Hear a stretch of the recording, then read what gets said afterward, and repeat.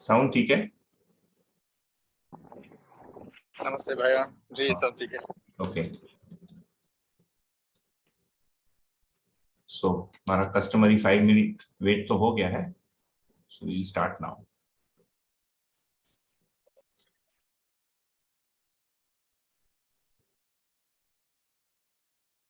तो परिचय शिविर के ऑनलाइन कहना चाहिए लेक्चर क्रम में आपका पुनः स्वागत है। सैटरडे को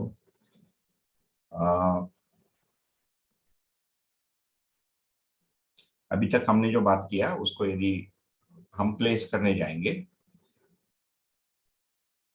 तो हमने एक तो मानव को समझना मतलब स्वयं को समझने का एक पैकेट पूरा किया है ना, जिसको हमने बौद्धिक या इंटेलेक्चुअल एस्पेक्ट या स्फीयर कहा, जो हमारा बॉक्स नंबर 2 था इसी शिविर नोट्स या जो दूसरी जो बुक दिया है। फिर एक एस्पेक्ट हमने देखा कि मानव का मानव के साथ संबंध, इसमें हमारा दुख सुख दुख, हमारे विचार समाधान समस्या सारा ही निर्भर करता है। उसमें भी दो भाग में है मानव के साथ संबंध। एक तो हमारा परिवार में जिन लोगों के साथ हम रहते हैं या प्रतिदिन जिन लोगों के साथ रहते हैं, जिन व्यक्तियों के साथ रहते हैं उनके साथ संबंध, और दूसरा हमने देखा कि वो समाज के साथ कोई एक संबंध। आज के दिन यदि समाज को देखें तो कोई भी न्यूज़पेपर उठा लीजिए पूरे विश्व में, पूरे धरती पर, तो उसमें समस्याओं का वर्णन है ना। It's a analysis of problems. तो इस ज्ञान या समझ के अर्थ में इसका समाधान क्या होगा, व्हाट इज द सॉल्यूशन, इसके बारे में हमने थोड़ी सी चर्चा की। अब समाधान का ये मतलब नहीं है कि कल हम उसको पूरा कर पाएंगे, कम से कम बौद्धिक रूप में हमको स्पष्टता मिल जाए कि ये कैसे ठीक होगा। फिर ठीक करने के लिए कार्यक्रम सोचना पड़ेगा, और कोई भी हम प्रोग्राम या कोई भी प्लान बनाते हैं, कोई भी कार्यक्रम योजना बनाते हैं, उसको पूरा करने में समय तो लगता ही। उस प्रोग्राम में भी यदि हम देखेंगे, जैसे मान लीजिए मैंने एक प्रोग्राम बनाया पदार्थ अवस्था के साथ, है ना, मैटर के साथ, जिसको मिनरल्स या मिनरल ऑर्डर भी कहेंगे। तो मान लीजिए मुझे यहाँ से एक नदी बह रही है और उसमें मुझे छोटा सा डैम बनाना है, एक बांध। तो उसकी मैं प्रोजेक्ट प्लान बनाता हूँ, मुझे पता है कि 1 वर्ष 1.5 वर्ष जितना भी समय लगता है लगेगा। उसमें फिर कितने लोग लगेंगे, प्रत्येक व्यक्ति क्या करेगा, ये सारा हम प्लान करते हैं।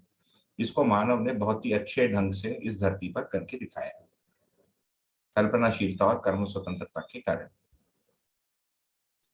दूसरा, मान लीजिए हम एक प्लान बनाते हैं प्राण अवस्था के साथ। तो प्रत्येक प्राण अवस्था का होने का, उगने का, उसके फलित होने का एक नियम। जैसे मान लीजिए मुझे लकड़ी चाहिए, टिम्बर चाहिए, है ना। तो किसी प्रकार के पेड़ 10 वर्ष में पूरे पक जाते हैं, मेच्योर हो जाते हैं ना। कोई पेड़ होगा जो 20 वर्षों में पूरा होता है, कोई पेड़ होगा जो 100 वर्षों में पूरा होता है। तो इसका मतलब क्या हुआ कि पेड़ के जो उसके जो मैंने बढ़ने का जो नियम है उसको पहचान कर उसके अनुसार मेरा अपेक्षा बनता है। मेरी प्लान में वो अपेक्षा भी रहती है ना। When we make any plan, we have an expectation of the outcome. The outcome is a resultant state that we desire, right? जैसे डैम बनाया तो एक मैंने प्लान बनाया, रिजल्टेंट स्टेट की डैम बन जाए, उसमें पानी रुक जाए और उसमें से मैं पानी निकाल पाऊं। वैसे ही यदि मैं टिम्बर के लिए पेड़ को लगाऊं तो रिजल्टेंट स्टेट है कि मुझे लकड़ी मिल जाए, जितने मोटापा जितने लंबाई का मुझे लकड़ी चाहिए। तो अभी मुझे उस पेड़ के बड़े होने का, पुष्ट होने का या मैच्योर होने के नियम को पहचानना पड़ेगा। इसमें हमको दिखता है कि अलग अलग स्पीशीज का अलग अलग नियम। कोई पेड़ 100 साल में पूरा होता है, कोई पेड़ 200 वर्ष में पकता है, कोई पेड़ 10 वर्ष में पक जाता है। जैसे बैम्बू पेड़ नहीं है, घास है, 5 to 7 years में हो जाता है उसका। वैसे यदि मैंने धनिया पत्ती लगाया तो मैं एक्सपेक्ट कर सकता हूँ कि 1.5 महीने में मैं उसको हार्वेस्ट कर पाऊँ।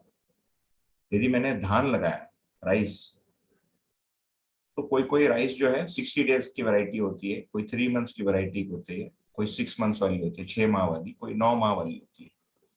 उसके अनुसार मेरी अपेक्षा बनेगी। यदि मैंने एक छोटा सा गाय पाल लिया, या कुछ लोग भैंस पसंद करते हैं तो भैंस भी पाल कर सकते हैं, आदमी ऊंट भी पालता है ना, बकरी भी पालता है, पीपल ऑल्सो रेयर गोट्स।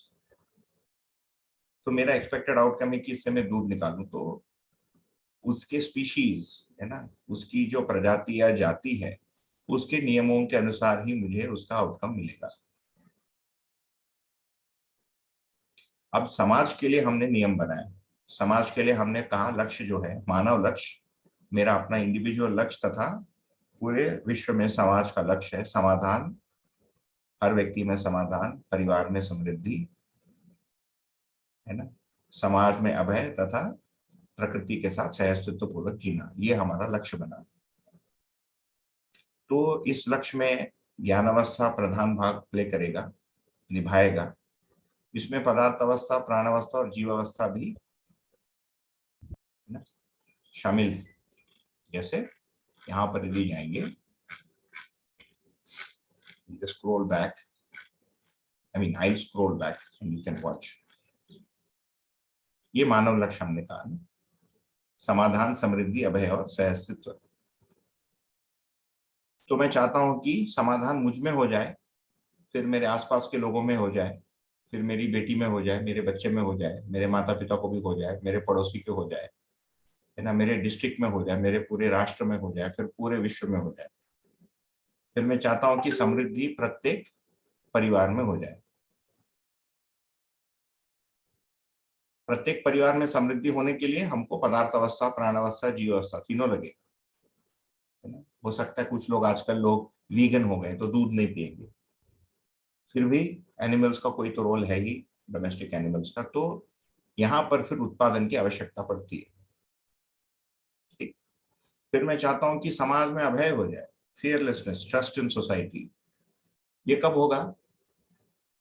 यदि मेरे पास ऐसी कोई समझ है जिससे मैं स्वयं अभय संपन्न हो पाया, then I want such understanding. इस प्रकार की जो समझ है वो कम से कम 5 लोगों के बीच में तो हो, ताकि हम 5 लोगों के बीच में अभय हो जाए।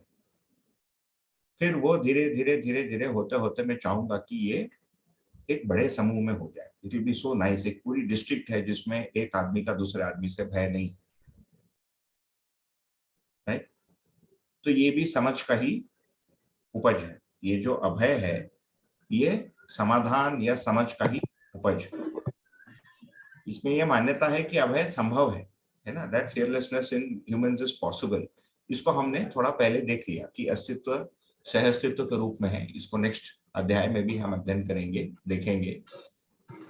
परंतु इसमें यदि देखें तो अभय तब हो पाएगा जब समाधान संभव है।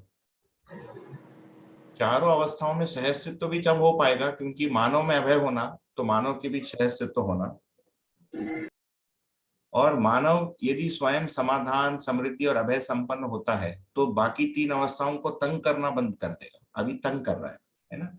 एनवायरमेंटल प्रॉब्लम है, स्पीशीज गायब हो रहे हैं ना, क्लाइमेट चेंज हो रहा है। इट्स एंड ऑफ जून, अभी तक पुणे में वर्षा नहीं हुई, the rain still haven't arrived. तो क्लाइमेट चेंज तो हो ही रहा है। तो जब मैं विश्व के लिए जब प्लान बनाऊंगा, this is know small task, right. हम पूरे विश्व के लिए एक प्लान बना रहे हैं इस अध्याय में, समाज में व्यवस्था, इसमें मानव संबंध के तहत।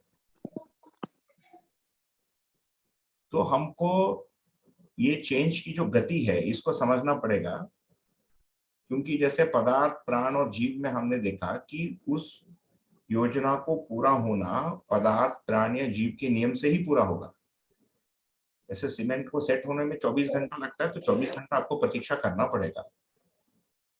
यदि कोयले से तेल निकलने के लिए, है ना, 50 मिलियन वर्ष लगते हैं, 50 मिलियन का मतलब 5 करोड़ वर्ष, then you have to wait for 50 million years.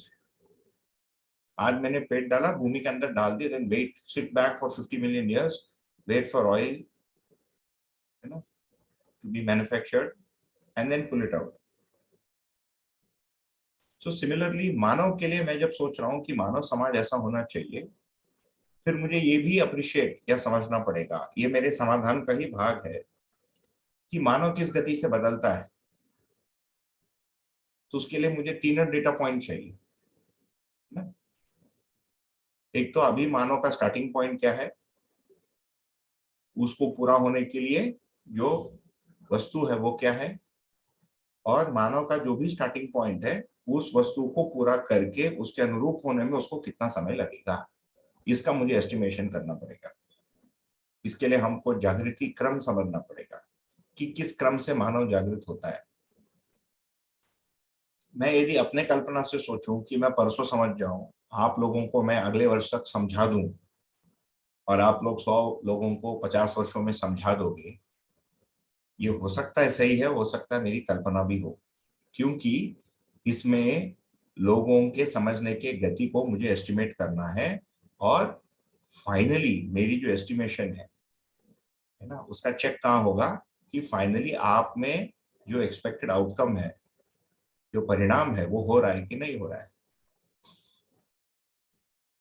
So this is a lot more complex compare to जीव अवस्था, क्योंकि जीव अवस्था में हमको पता है कि गाय जो है बछड़ा कितने वर्षों में देगी, और 1 वर्ष में एक बार प्रेग्नेंट हो जाएगी और दूध देगी। या मैंने एक हाथी रख लिया, so I know the elephant's life span is 50 years और 60 इयर्स, तो उतना साल के लिए वो मेरे पास है, so I have to wait for 50 years. छोटा हाथी ला दिया, I have to wait for 50 years. यदि मैं आपको बोलूं कि आप समझ जाओ, एक तो आप सुनेंगे कि नहीं पता नहीं, सुनने के बाद उसमें कितना सोचेंगे मुझे पता नहीं, सोचने के बाद आप कितना समझेंगे पता नहीं, समझने के बाद कितना आप में कब परिवर्तन होगा ये भी पता नहीं, एक व्यक्ति के लिए भी। इसीलिए इसमें एस्टिमेशन बड़ा कठिन हो जाता है। इसलिए मैं इसको यहाँ पर रख रहा हूँ, क्योंकि हम जब इस प्रकार के एक वस्तु से जुड़ते हैं, कोई भी व्यक्ति किसी भी विचारधारा या दर्शन से जुड़ता है, कोई भी मध्य दर्शन हो, वेदांत हो, वेस्टर्न फिलोसफी हो, है ना, जैन हो, बौद्ध दर्शन हो, तो वो उसको सही मानता है, तभी तो उसमें समय लगाता है। उसको सही मानने के कुछ आधार होते हैं उसके। जैसे मैं यहाँ पर बैठा हूँ, मध्य दर्शन को मानता हूँ, there is some basis on which I believe कि ये सही है, कुछ लॉजिक है, कुछ मेरा एक्सपीरियंस है, कुछ मेरा एनालिसिस है। तो मैं चाहता हूँ कि इसको बाहर, है ना, ये जो अच्छाई है ये अन्य लोगों तक पहुंचे, तो हम योजना में भी लगते हैं, जिसको आज के दिन आमतौर पे समग्र व्यवस्था में भागीदारी कहेंगे। तो यू विल फाइंड कि लोग परिचय शिविर ले रहे हैं, जैसे मैं अभी परिचय शिविर ले रहा हूँ। ये मैं क्या कर रहा हूँ, मैंने आपको थोड़े पूर्व भी बताया था, ये मेरे अभ्यास का एक भाग है कि मैं समाज के साथ थोड़ा समय दूं। अभी गरीबी है, गरीबी क्या है, लोग ही नहीं है, जहां पर मैं हूँ लोग ही नहीं है, लोग हैं तो टाइम नहीं है, तो क्या करें, तो इसको ऑनलाइन किया, सैटरडे संडे 2 घंटा तो लोग निकाल ही सकते हैं। मेरी भी गरीबी है, समय नहीं है, और लोगों की सप्लाई, मतलब there are not enough people, उसकी भी गरीबी है। गरीबी का मतलब अभाव, है ना। तो फिर इंफ्रास्ट्रक्चर भी देखना पड़ता है, तो इट इज इजियर, है ना, जूम कॉल पे कर दो, जिसमें चाय ब्रेक नहीं, भोजन का झंझट नहीं, कुछ नहीं। तो मैं भी इसमें कुछ समय देता हूं, but I have to keep in mind कि किस गति से ये आगे बढ़ेगा। सामान्य रूप से क्या होता है, जब हम संसार में या समाज में परिवर्तन के लिए सोचते हैं, हम आतुर कातुर होते हैं ना, वी वेरी ईगर, कल हो जाए, परसों हो जाए, बट ये मेरी कल्पना है। समाज में परिवर्तन लोगों के परिवर्तन के अनुपात, उसके रेशियो में ही होगा। So for that I have to understand how human beings think, वो कैसे सोचते हैं, कैसे समझते हैं, आज के दिन उनकी क्या स्टेटस है। फिर हर आदमी क्या एक ही प्रकार का है, जीवन सभी में समान है, पर क्या सभी व्यक्ति जीवन को एक ही विधि से उपयोग करते हैं, ऐसा तो नहीं पाया जाता है। कोई पुस्तक पढ़ता है, कोई पढ़ा रहा है, कोई चुरा रहा है, तीनों ही वैरायटी उपलब्ध है ना। कोई बोलता पुस्तक को जला ही दो। तो मानव जीवन में एक रूप होने के बावजूद उसमें बहुत सारी भिन्नताएं हैं, जिसको समझना पड़ेगा। हम आगे समझेंगे उसको, जागृति के क्रम में बंधनों का जब अध्ययन करेंगे तब वो आएगा। बट कुल मिलाकर हमारे लिए अभी जो पॉइंटेड मुद्दा है ये है कि ये यदि मानव लक्ष्य, इसको पूरा करने के लिए प्लान क्या है। तो हमने पहले बताया कि भाई प्रत्येक व्यक्ति में समाधान हो जाए, जैसे मुझे भी जो समाधान की सूचना कैसे मिली, शिक्षा से मिली, अडल्ट एजुकेशन से मिली। इसका नाम है जीवन विद्या योजना। तो इसीलिए शिक्षा संस्कार चाहिए फर्स्ट, बिकॉज ह्यूमंस में जो सबसे इंपॉर्टेंट चीज है वो समझना है। आदमी उतना ही किया है, भौतिक वस्तुओं को भी किया, विज्ञान का भी आविष्कार किया, आपने समझ से ही किया। Science is not written on the stone, है ना, it resides in the human as understanding. उसके बाद टेक्नोलॉजी का उपयोग किया। तो फर्स्ट जो हमारा प्रोजेक्ट था वो शिक्षा संस्कार का था, जिस पर हमने थोड़ी सी बात रखी, या मैंने रखी। हमने बोलने से ऐसा लगता है कि हम सभी लोगों ने रखा, मैंने रखा, बट मैं बोलने से ऐसा लगता है कि हमता से भरा हूं, तो मैं हमने शब्द का प्रयोग करूंगा। फिर दूसरा, समृद्धि के लिए हमको एक प्लान चाहिए। तो समृद्धि के लिए दो प्रोग्राम है, एक उत्पादन, प्रोडक्शन, वर्क एंड प्रोडक्शन, उत्पादन कार्य। तो उसके बेसिक नियमों पर हमने बात किया। टेक्नोलॉजी पहले से अभी उपलब्ध है, नो हाउ पहले से उपलब्ध है। ये जैसे मेरे सामने एक बल्ब जल रहा है, ये बल्ब का आविष्कार हो चुका है 150 वर्ष। Very few people understand the principle of the bulb, but लोग अभी बल्ब बना लेते हैं, है ना। भारत में भी बनता है, अफ्रीका में बनता है, पूरे विश्व में ये जनरलाइज हो गया बल्ब बनाने की टेक्नोलॉजी। तो उत्पादन कार्य की आवश्यकता है, परंतु उत्पादन कार्य भी किसी नियम के तहत होगा। जैसे उत्पादन का नियम है, उस उत्पादन के नियम को एक बड़े नियम में हमने देखा, उसका नाम है प्राकृतिक नियम। तो उसको हमने पिछले बार चर्चा किया। फिर हर परिवार जैसे 50 चीजों को उपयोग करता है, तो 50 चीजों को उत्पादन तो नहीं करेगा, very time consuming, very inefficient, as well as कई बार पॉसिबल ही नहीं। तो फिर विनिमय चाहिए, you need an exchange mechanism. उसका नाम है विनिमय कोष, जो बैंकिंग एंड स्टोरेज के रूप में हम देखेंगे, या banking and exchange, trade and banking. Abhay के लिए भी हमको एक प्रोग्राम चाहिए। अभयता कैसा आएगी? सर्वप्रथम भय क्या है? खाने को नहीं मिलेगा, या मैंने खाने की वस्तु बनाई, उसको खरीदने के लिए कोई नहीं है, या उसका उचित वैल्यू नहीं मिलेगा। मैं कुछ काम करता हूँ, आई वोंट गेट पेड, या आई गेट फायर्ड, या बुढ़ापे में मेरा देखभाल कौन करेगा, मेरे बाल बच्चे नहीं, या मेरे बाल बच्चे मेरा देखभाल करेंगे कि नहीं। ये सब भय। तो आज के दिन समाज में आप भय देखेंगे तो ये सारे भय, कोई मुझे मार देगा, मेरा पैसा चुरा लेगा, पैसा खत्म हो जाएगा, जॉब चली जाएगी, बच्चे का देखभाल कौन करेगा। तो अभय चाहिए। अभय कैसे आएगा? उसके लिए भौतिक वस्तु भी चाहिए और बौद्धिक समझ भी चाहिए। तो उत्पादन, विनिमय और समाधान से अभय होगा। और ये सभी चीजें जब हो जाती हैं, तब सहअस्तित्व भी प्रमाणित होगा। तो अभय के लिए फिर हमको और एक सिस्टम चाहिए, उत्पादन, विनिमय और शिक्षा के अलावा, उसका नाम है न्याय। So you need a justice system. आज के दिन भी देखिए, पुणे में ये अभय, ये भय नहीं है मुझे कि भाई कोई कुछ कर लेगा, और ये भी पता है कि कोई कुछ कर लेगा, then I can go to the justice system. जैसे ये मेरा घर है, कोई आके कल मेरे को बोले ये तुम मेरा घर है ना, हो ही सकता, होता ही है, property grabbing. So I am protected by the justice system. कुछ नियम कानून है, एंड सभी लोग उसको एक समान मानते हैं, तभी वो काम करता है। जब सभी लोग एक समान नहीं मानते हैं, तो सिविल वॉर हो जाता है ना। किसी भी सोसाइटी में आप देखिए, the people there believe in the rules, है ना। वहां के जो संविधान है, जो कॉन्स्टिट्यूशन है, उनके नियमों को मानते हैं। प्रत्येक बच्चे को शिक्षा में पहले से पढ़ाया जाता है, ये तुम्हारे विश्व देश का कॉन्स्टिट्यूशन है, कि इसको हम मानते हैं। तो इसलिए हमको अभय के लिए भी एक कार्यक्रम चाहिए। बट इट इज इम्पोर्टेंट, ये ध्यान में रखना आवश्यक है कि ये अभी इस स्टेज में हम इसको अपने समझ के लिए देख रहे हैं। ये कब पूरा होगा, इसकी संभावना क्या है? चाहे 1 वर्ष लगे, चाहे 200 वर्ष लगे, चाहे 1000 वर्ष लगे, even if it takes 1000 years, मानव को अंततः यही पहुंचना, ये मेरे लिए समाधान। तो मेरा समाधान क्या हुआ? ये नहीं हुआ कि अभय प्रमाणित हो गया, क्योंकि वो तो अपने गति से ही होगा। इट इज अंडरस्टैंडिंग, ये समझना कि फाइनली लक्ष्य क्या है और वो लक्ष्य पूरी कैसे हो सकती है। वो क्लैरिटी जो है, वो जो स्पष्टता है, वो मेरे समाधान का भाग हो जाता है।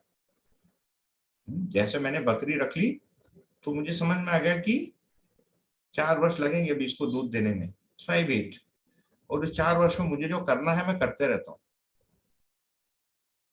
है ना। वो तो बहुत छोटा एग्जाम्पल हो गया। पूरे मानव के थिंकिंग में परिवर्तन आना है, उत्पादन ठीक होना है, विनिमय ठीक होना है, करप्शन ठीक होना है, रेसिज्म जाना है ना, वॉर खत्म होना है। It's a very tall order.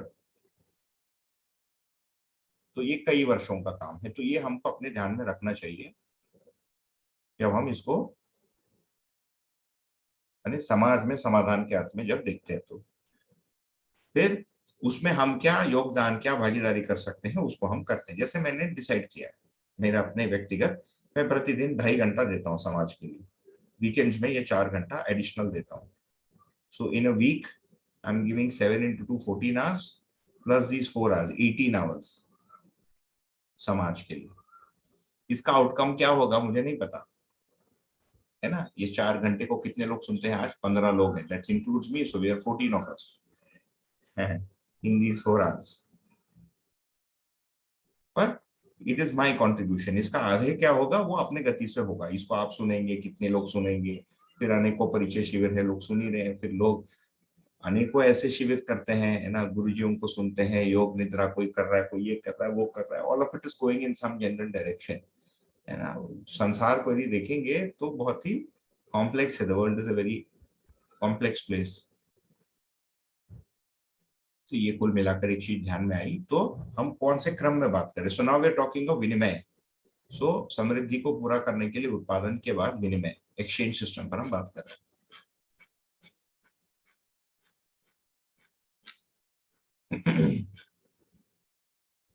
तो उत्पादन में हमने देख लिया था, 2 प्रश्न थे, क्या उत्पादन करना है और कैसे उत्पादन करना है ना, what to produce and how to produce.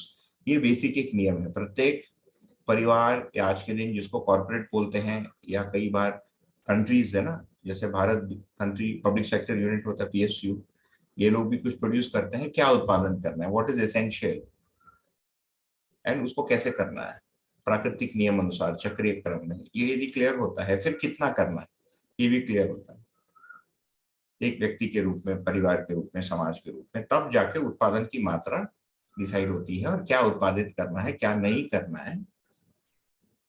जैसे गांजा उगाना है कि नहीं, मानव के लिए उपयोगी है कि नहीं, है ना। क्या दारू बनाना आवश्यक है कि नहीं, या कितना दारू बनाना है, अल्कोहल, ये सारे बड़े प्रश्न हैं। तो हम उत्पादन वाले बात पर इन प्रिंसिपल बात किए। अब विनिमय कोष पर हमने बात शुरू किया था, प्रत्येक परिवार में समृद्धि के अर्थ में। तो कोष का मतलब है स्टोरेज, बैंकिंग। एवरी बैंक, जिसको हम अभी बैंक बोलते हैं, that is actually storing the wealth of the world, है ना। बट वो आलू और प्याज को नहीं रख रहा, वो तो बाहर गोडाउन में है, उसकी कोई वैल्यू है,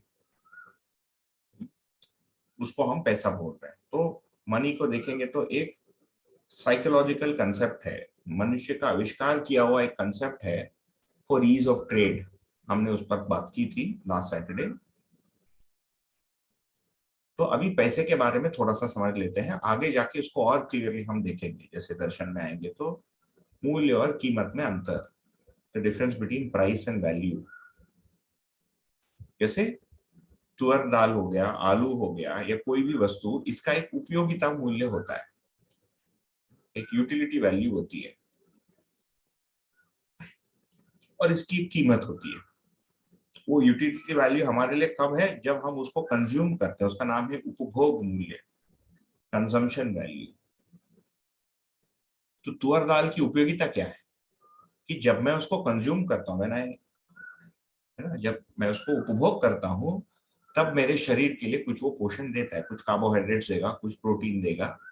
जैसे तुअर दाल है तो पल्स है तो अधिक प्रोटीन देगा, कुछ मिनरल्स होंगे, है ना, कुछ एनर्जी देगा, ये शरीर के लिए उपयोगी। तो तुअर दाल की कोई भी एक स्पीशीज को यदि लेंगे तो उसकी उपयोगिता फिक्स्ड है, उसमें प्रोटीन की मात्रा वो सब फिक्स्ड है ना, फॉर अ गिवन, मैंने जैसे धरती भूमि हो गया, जैसे पानी हो गया, हवा हो गया, ये फिक्स्ड है। परंतु इसका यदि आप प्राइस देखेंगे, ये बदलते रहता है। ये मानव का दिया हुआ प्रतीक है, इसीलिए आवश्यक है, महत्वपूर्ण हमारे लिए, बिकॉज आज के दिन एंड और खास करके अभी मॉडर्न लिविंग में, आज के दिन इसको मॉडर्न लिविंग बोलते हैं। I think any time you live in will be called refer to as modern by the people of that time, है ना। हम आज इसको मॉडर्न बोल रहे हैं, 300 साल बाद लोग उसको मॉडर्न बोलेंगे और हमको पास्ट बोलेंगे, हिस्ट्री बोलेंगे। Someday will be part of history. 2022 someday will be part of ancient history for some distant future, right? और आज का हमारा ancient history will be pre historic history. तो कीमत को यदि देखेंगे तो बदलते रहता है, कभी 10 रुपए हो रहा है, कभी 5 रुपए हो रहा है, 10 यूरो हो रहा है, $8 हो रहा है, $2 हो रहा है, ये बदल रहा है। तो ये जो मॉनेटरी इकोनॉमिक्स है ये एक अलग चीज है और उपयोगिता मूल्य एक अलग वस्तु है। ये वास्तविकता है, ये मानव का दिया हुआ है। ये आज के दिन जनरली उस सोसाइटी में कंट्रोल्ड है उसका प्राइस। जैसे कैपिटलिस्टिक सोसाइटी में डिमांड एंड सप्लाई, उसके साथ उसकी जो फेडरल बैंक होती है, जो सेंट्रल बैंक होती है, उसके जो नियम कानून है, उसका लेंडिंग रेट है ना, उसकी जो करेंसी होती है वहां की, उसका एक्सचेंज रेट, वो पूरा देश क्या मैन्युफैक्चर करता है तथा उसकी उस देश के बाहर कितनी डिमांड है, एंड वैल्यू चेन में वो कहां पर है। जैसे मान लीजिए फ्रांस फाइटर एयरक्राफ्ट बनाता है, तो 10 फाइटर एयरक्राफ्ट हमको बेचता है और 50 वर्षों के लिए गेहूं ले लेता है बदले में। Now it's a different issue कि फाइटर एयरक्राफ्ट की आवश्यकता है कि नहीं। आज के दिन यदि देखेंगे तो तात्विक रूप में हमको नहीं चाहिए fighter aircraft. Nobody wants, I mean nobody means a common citizen doesn't want a fighter aircraft. But अभी जो पॉलिटिकल डायनेमिक्स है, क्योंकि ये तो तब हम नहीं रखेंगे जब सामने वाले को भी समझ में आता है कि आवश्यकता नहीं है। हमारे जो नेबर्स हैं उनको भी समझ में आना चाहिए, जो दूर के देश है उनको भी समझ में आना चाहिए कि मैं नहीं मारूंगा, तब तक you have to keep it. दूसरा कोई उपाय नहीं है। बट मेरी कन्विक्शन, मेरी कमिटमेंट या समझ स्पष्ट होनी चाहिए कि आवश्यक है या नहीं है मानव के लिए, कुल मेरे लिए वो समाधान है। तो उसका जो प्राइस यदि देखेंगे, उपयोगिता मूल्य क्या है फाइटर एयरक्राफ्ट का, शरीर के लिए हानिकारक है, परंतु जो सर फिरा आदमी है उससे मुझे बचाता है ना। वो मैं उससे भयभीत हूं तो उसको भयभीत करके रखने के लिए मैं एक एयरक्राफ्ट रख लेता हूँ। तो ये अभयता को प्रमाणित नहीं करता है, ये निर्भयता को प्रमाणित करता है कि भाई हम मैनेज्ड भय में रहे। So we live in times of managed fear, है ना। How do you offset fear, जो भय है उसको ऑफसेट कैसा करूं।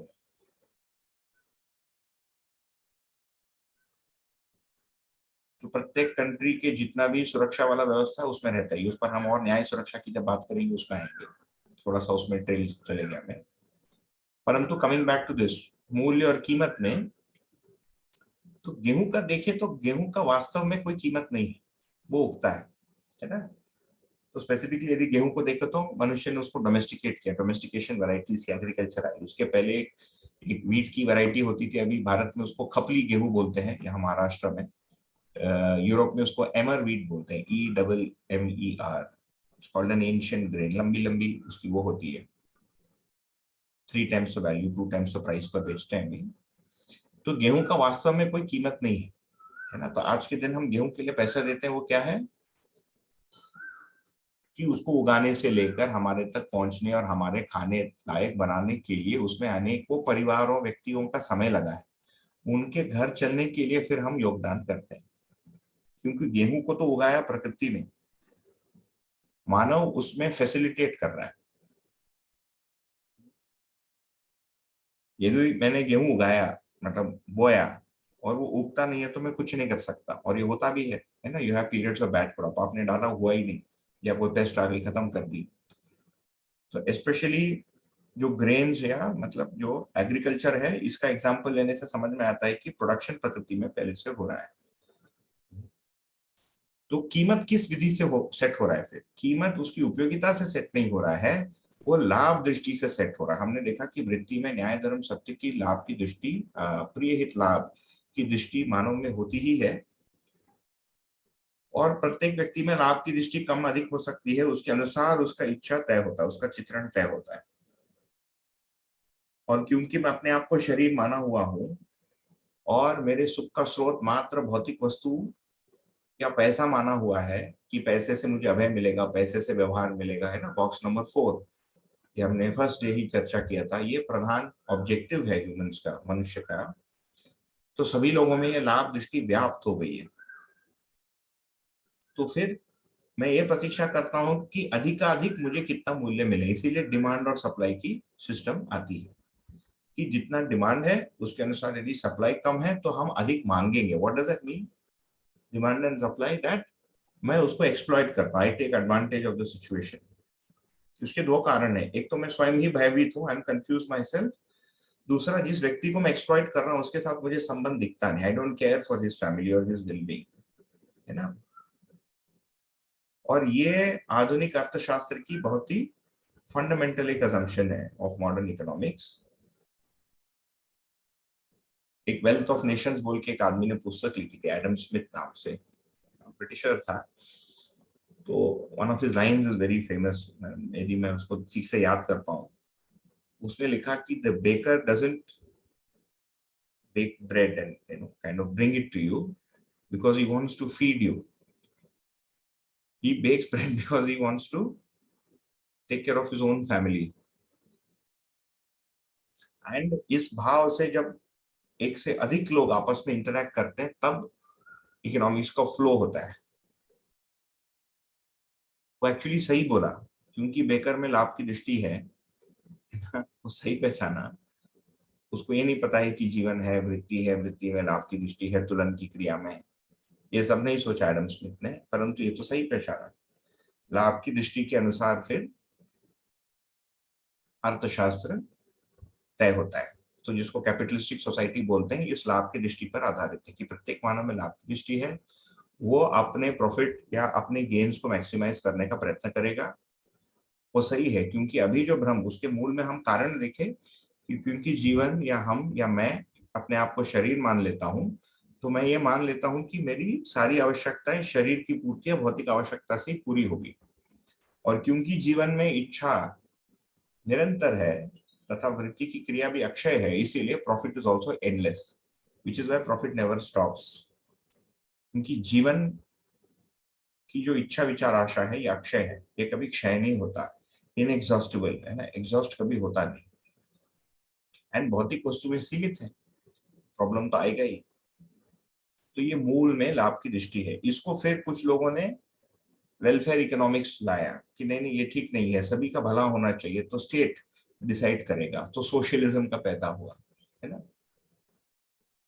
फिर उसके बाद कम्युनिज्म आया, उसने ये कहा कि भाई सभी के पास समान रूप में होना चाहिए, इक्वल, तो प्राइवेट प्रॉपर्टी कुछ होगी नहीं, जो भी प्रॉपर्टी है वो स्टेट की होगी, समाज की होगी। प्रॉब्लम क्या हो गया, उसके मूल में जो आदमी बैठा है या उसकी जो काउंसिल बैठी है उनमें भी प्रिय और लाभ की दृष्टि है, वो अपना चलाना चाहता है। तो फाइनली कम्युनिज्म भी फेल हुआ, है ना। बहुत सारा अत्याचार भी हुआ, रशिया में बहुत सारा अत्याचार हुआ, चाइना में हुआ। China supposedly communist state, but उसकी जो इकोनॉमिक्स है वो कैपिटलिस्टिक। तो उसका रूलिंग जो है कम्युनिज्म के नाम पे ऑटोक्रेटिक है ना, एक अधिकारवाद, जैसा राजा होता है। रशिया में भी वैसे ही है, रशिया में परंतु कम्युनिज्म नहीं है, खत्म हो गया, पर रूलिंग जो है एक अधिकारवाद। उसके प्रेसिडेंट ने ये डिसाइड कर, मतलब वो लॉ पास करा ली कि हमेशा हमेशा के लिए मैं ही रहूंगा। तो कुल मिलाकर यदि देखें तो इकोनॉमिक्स एक बहुत बड़ी चीज है जो पूरे विश्व को आज के दिन चला रहा है, जो हमारे सारे नियमों को तय करता है, और उसके मूल में मानव की कुछ दृष्टियां या सोच विचार। ठीक, मैं जो पैसा सोचता हूँ कि मेरे बैंक बैलेंस में कितना होना चाहिए, इसके मूल में भी मेरी पैसा के बारे में मान्यता। इसका ये मतलब नहीं कि मैं पैसा छोड़ दूं, क्योंकि खाने को नहीं मिलेगा, परंतु मूल वस्तु क्या है और पैसा, इन दोनों में यदि मैं अंतर, है ना, डिस्टेंस को यदि समझ पाता हूँ, तो मेरे उसके प्रति जो साइकोलॉजिकल जो एक फसावट है उससे मैं मुक्त हो सकता हूँ। Then I can use money the way it is used in the world today without getting affected by it, है ना। अभी मैं साइकोलॉजिकली उससे अफेक्ट हो जाता हूँ। ये कब हो पाएगा, जब जीवन, शरीर, वस्तु और कीमत, ये चार में हमको भेद समझ में आता है। जीवन मतलब सोचने वाली इकाई, फॉर नाउ। शरीर, शरीर के लिए उपयोगी वस्तु, वस्तु को प्राप्त करने के लिए प्रतीक, का नाम है पैसा। अभी क्या हो गया है, पैसा मेरे सम्मान का आधार, मेरे सफलता का आधार है ना, मेरे संबंध का आधार। विवाह संबंध भी पैसे से तय होता है, राइट। तो अभी पता चला, मतलब अभी जैसे अभी भारत में भी आ रहा है, बट अमेरिका में इट्स क्वाइट कॉमन। अभी बहुत सारे विवाहों में बताते हैं they do something called as a prenuptial agreement. तो विवाह के पूर्व एक नेगोशिएशन होता है दोनों तरफ के लॉयर्स के बीच कि यदि हमारा डाइवोर्स होगा तो डाइवोर्स के सेटलमेंट कैसा होगा। ये डिसाइड या निर्णय होने के बाद फिर विवाह में प्रवेश करें। हमने क्या कर दिया, जो बौद्धिक भौतिक आयाम है उसमें से भी उसका जो प्रतीक है पैसा, उसको व्यवहार के लिए आधार बना दिया। जबकि व्यवहार मानव और मानव के बीच है ना, मूल्य के अर्थ में है, जिसको हमने काफी विस्तार से देखा। संबंध है, मूल्य है। उस संबंध को पूरा करने के लिए जो ममता मूल्य है, जो केयर है, उसके लिए वस्तु लगता है। बाकी 8 मूल्य के लिए वस्तु नहीं लगता है। विश्वास, सम्मान, स्नेह, कृतज्ञता, गौरव, प्रेम के लिए money is not needed. Only care, एक ही मूल्य के लिए वस्तु की आवश्यकता लगती है। जैसे आप अपने बच्चों को खिलाते हैं, केवल उसको ममता ही पहुंचेगा यदि हम ममता भाव से कर रहे हैं। ममता भाव से नहीं कर रहे हैं तो केवल प्रोटीन ही पहुंचेगा, ममता नहीं पहुंचेगा।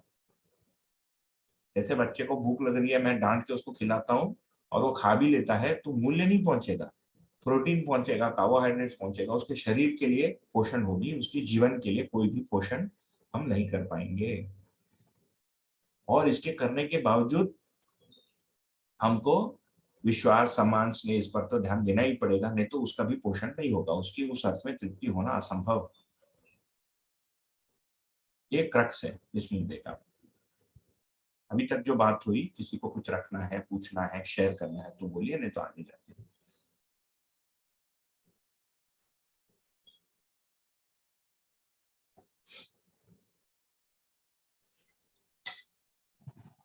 भैया मुझे एक सवाल है।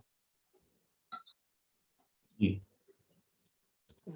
जो आपने कहा कि पैसा सम्मान का आधार है, तो ज्यादा से अभी तो है सम्मान के आधार से लोग असुरक्षा के लिए ही पैसा इकट्ठा करते हैं, सुरक्षा हो, तो वो असुरक्षा का आधार है, ऐसा कहना ज्यादा उचित होगा, ऐसा मुझे लगता है। सम्मान कब जुड़ेगा, जब मैं आवश्यकता से बहुत अधिक मैंने जमा किया है, तब वो सम्मान का आधार। फिर मैं कंपैरिजन में जाऊंगा कि मेरे पास ज्यादा है या उसके पास ज्यादा है। लेकिन जब तक मेरे अंदर असुरक्षा ही भरी हुई है, तो वो सुरक्षा का आधार है, ऐसा मुझे लगता है, इंस्टेड ऑफ सम्मान का आधार। जी ठीक है, मैं सहमत हूँ आपके बात से। यदि हम डेवलपमेंट स्केल, इसका प्रोग्रेसिव स्केल को देखेंगे तो सर्वप्रथम सुरक्षा का ही आधार। परंतु यदि हम देखें तो जैसे गांव में चले जाइए, आप भी गांव गए ही होंगे, वहां जो अर्निंग कैपेसिटी है, जो पैसे का है ना, मैंने पूना या हैदराबाद, बेंगलोर जैसे शहर की तुलना में बहुत कम है। वहाँ की लाइफस्टाइल भी बहुत कम है, मतलब कितना वो कंज्यूम करते हैं इत्यादि। तो जितना पैसा हमारे पास से भी उनके पास पहुंच जाता, तो उनका तो असुरक्षा वैसे ही पूरा हो जाता, पूरी जिंदगी निकाल लेते हो। हमारे 1 वर्ष के खर्चे या 2 वर्ष के खर्चे में वो शायद 10 या 12 वर्ष या 50 वर्ष भी निकाल सकता है। वहां पर भी यदि स्केल के रूप में देखेंगे तो हम यही पाते हैं कि जिसके पास 10,000 स्क्वायर फुट जमीन है, उसका उसके प्रति एक मान्यता होता है कि मैं इतना बड़ा हूं।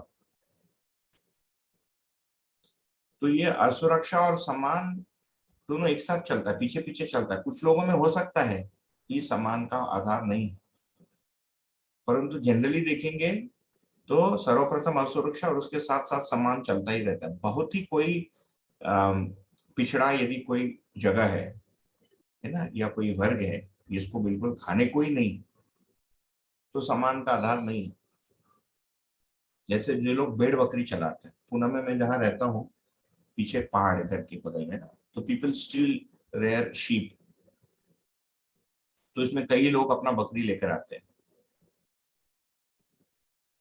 Internet is unstable, can you still hear me? आवाज आ रही है?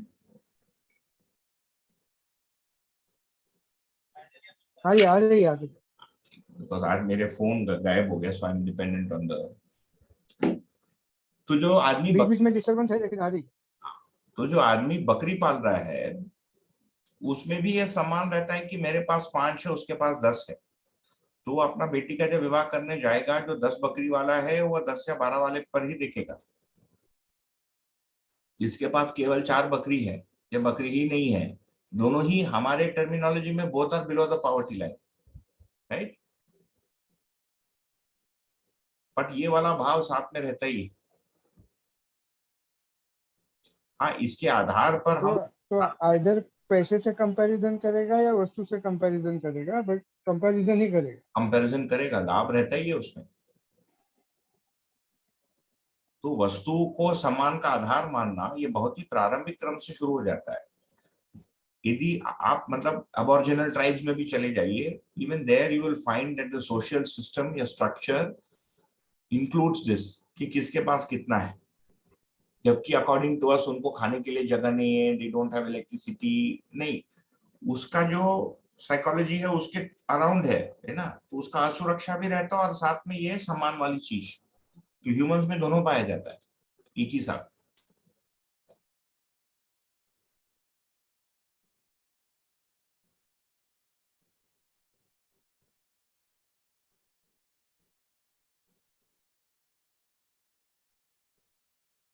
इसमें शायद पता नहीं, इस notes I too am looking at these notes after very long many years, इसमें एक्सरसाइज करता था मैं, आई कैन प्रोबेबली और we can do it later आगे, एक यू नो कि भाई घर के हम वेल्थ को कैसे वो करें, but we'll do it letter.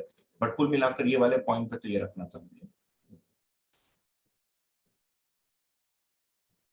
और कोई?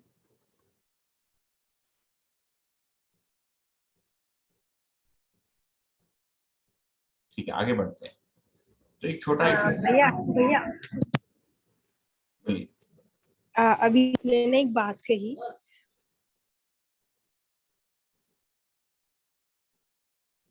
भैया जी, जैसे आपने जब थोड़ी देर पहले ये बात समझा रहे थे कि मैं समाज को अपनी 2 घंटा देता हूँ और उसका क्या आउटपुट आएगा ये समझने वाले की दृष्टि पर है। भैया जी, यहाँ मेरे एक ध्यान गया। एक्चुअली आज पूरे दिन काफी सोचना रहा और सोचते वक्त ये ध्यान आया कि मेरा समझदार होना भी बहुत जरूरी है और मैं समझदार होकर उपलब्ध हो जाऊं और तन मन धन से सामने वाले मानव को मानव बना दूं, ये मेरी बहुत बड़ी जिम्मेदारी है। तो भैया जी, जब हम संबंध को पहचानते हैं और जब हमें पता है कि ये मेरी बहुत बड़ी जरूरत है कि सामने वाला भी समझदार हो जाए, तो भैया जी फिर ये मन में नहीं आता कि हम ये कहें कि सामने वाला अपने तरीके से समझेगा, तो हमें ये भी एक दायित्व लगता है कि जो व्यक्ति टीचर है, जैसे मैं अभी भी टीचर हूँ और आगे भी टीचर होंगी एक समझने की दिशा में, और जब मेरी ये दायित्व मेरा नहीं बन जाता कि मैं तन मन धन से हर प्रयास वो करूं जिससे कि मैं सामने वाले को अपनी वस्तु पहुंचा ही पाऊं। जैसे एक लाइन भी आती है कि अगर मैं सामने वाले व्यक्ति को समझा नहीं पा रहा हूँ तो ये भी मेरी योग्यता में कमी है, जैसे ये बात आती है। तो इसको इस दृष्टि से देखना नहीं ठीक है, मतलब कि मेरा ही दायित्व है कि क्योंकि मैंने वसुदेव कुटुंबकम में विश्वास किया है, सर्व शुभ के लिए सोचा है, तो मुझे समझाना ही है, मतलब इसका भी मैं दायित्व लूं, मतलब मैं अपने लिए ऐसा सोच रही हूँ। क्या इस तरीके से सोचना दृष्टि नहीं जाती है? नहीं, बिल्कुल ये वाला आपने इसके लिए ठीक ही है कि हम तन मन धन से अपना हम प्रयत्न करें, पर वो करने के बाद भी मतलब वो उस बात के लिए कहा गया है कि हम ये ना सोच लें कि सामने वाला बेकार है ना, उसका अवमूल्यन कर दें या हम अपना दायित्व से ही हट जाए, जो हमारा समाज के प्रति एक दायित्व है। बट वो सब करने के बाद भी उसके साथ ये तो ध्यान में रखना पड़ेगा कि किस अनुपात में चीजें जाएंगी। इट्स लाइक सेइंग कि भाई, आपने कहा ना कि आप टीचर हैं, तो आपको ये पता है कि भाई फाइनली एक बच्चे को कैलकुलस सीखना है ना, and when they come to you they are in grade 1, तो आप कैलकुलस को ग्रेड 1 में बता दो, राइट, सो यू नो कि उसको उनको 12 वर्ष लगेगा, या फर्स्ट ईयर इंजीनियरिंग में है ना, या ग्रेजुएशन में बता रहे हैं। तो ये भी एस्टिमेशन चाहिए कि मनुष्य में जो चेंज या परिवर्तन होना है किस क्रम से होगा। सभी में एक जैसा परिवर्तन होता भी नहीं। जैसे सभी बच्चे गणित को या मैथमेटिक्स को एक ही जैसे लेते नहीं, सभी बच्चे पोएट्री को एक ही जैसे लेते नहीं, जीवन एक ही होता है। मैं ये कह रहा था कि उस पक्ष को भी समझना पड़ेगा, तब हमारा जो अपेक्षा है समाज में परिवर्तन का वो रैशनलाइज होगा। नहीं तो हम कुछ अपना भ्रमित एक एस्टिमेशन बना लेंगे और बहुत सारा मेहनत करेंगे और दुखी हो जाएंगे कि चेंज नहीं हो रहा है। दैट्स लाइक सेइंग कि मैंने एक नारियल का पेड़ लगा दिया और मैंने ये एस्टिमेशन नहीं किया कि वो कितने वर्षों में फल देगा, and every time every year I come and see कि उसमें फल नहीं है, and I blame myself for it. या I try harder, so I should try harder ना, but only as much as is possible, right. उसके बाद I have to let go and let it happen. उस भाग को मैं कह रहा था। जी भैया, मुझे आपकी बात बहुत अच्छे से पहुँची और पहले भी मैं आपका भाव समझ पा रही थी। भैया मेरा ना थोड़ा इस तरफ ध्यान जा गया, मतलब जैसे कि मैं कैसे निर्धारित करूँ कि 2 घंटा सफिशिएंट है समाज के लिए, या मैं कैसे निर्धारित करूँ कि 3 घंटा सफिशिएंट है। तो मुझे ऐसा लग रहा था कि जो भी मेरी कुछ घर घर को लेकर ज़िम्मेदारियाँ होंगी, कल को मैं जिस भी परिवार में जाऊँगी या अभी भी हूँ, उसको छोड़कर बाकी जितना भी वक़्त होगा वो मैं सारा समाज के लिए समर्पित कर दूँ। एक मतलब ऐसा मैंने फ़ील करा। तो जैसे जब आपने ये कहा ना कि हम 2 घंटे देते हैं या 3 घंटे हम डिसाइड करते हैं, तो मैं ऐसा सोच पाई कि हम ये कैसे निर्धारित करें कि हम 3 घंटे देंगे तो ये ठीक चल रहा है, मतलब मन को ठीक लग रहा है। जैसे ऐसी एक लाइन भी आती है, जितनी बड़ी उपयोगिता उतना बड़ा सुख। तो लिटरली मैं ऐसा फ़ील कर रही थी कि मतलब जितनी ज़्यादा मैं समाज के लिए उपलब्ध हो पाऊँगी, उतना मेरा जागृति का क्रम भी, मेरा खुद का विकास भी, और क्योंकि समाज में विकास होगा तभी शुभ के अर्थ में घटनाएं घटेंगी। ऐसा मैं देख पा रही थी भैया कि एक होता है ना कि जुनून सा हो एक कि करना है, मतलब अच्छा ही करना है और ये जरूरत भी है। कोई कोई एहसान भी नहीं है, जरूरत भी है। इस तरफ मेरा ध्यान जा रहा था भैया। नहीं, बिल्कुल। इसमें हम और आगे बात करेंगे, ये बार बार चीजें आएगी। I was just trying to see इसमें कुछ व्हाइट बोर्डिंग का कोई सिस्टम है क्या, so I could draw something या राइट समथिंग। कुछ वो पूछ रहा है, give me one moment. So that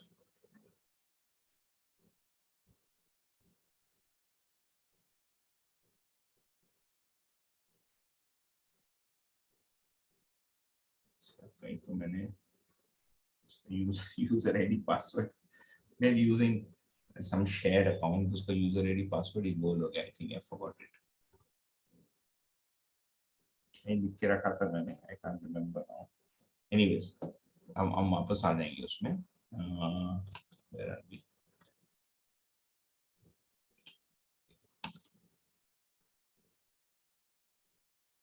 Maybe I can do this one.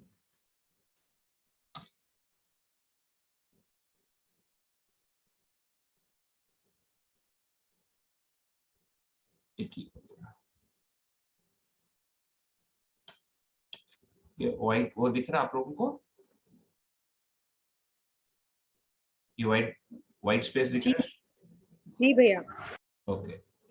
तो बहुत सिंपल चीज है, बट ये आपको मैंने कम से कम मैंने देखा कि उसको कई वर्षों से स्क्रूटिनाइज करने के बाद भी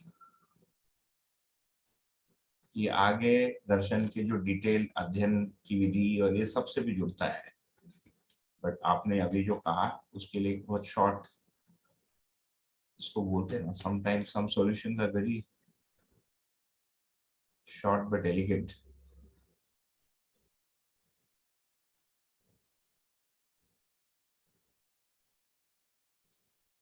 प्रत्येक मानव के 4 जीवन होते हैं ना एज एडल्ट्स। एक विद्यार्थी का जीवन है ना, दूसरा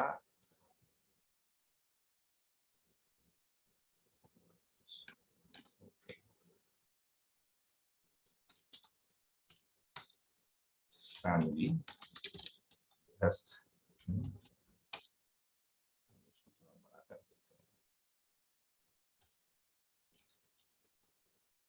विद्यार्थी,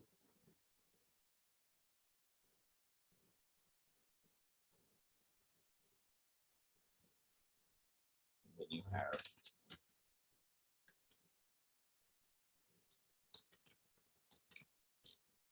फाइनेंशियल, इकोनॉमिक एक बहुत बड़ा शब्द है,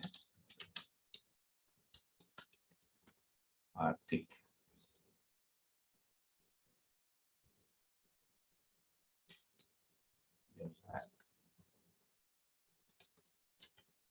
society, right,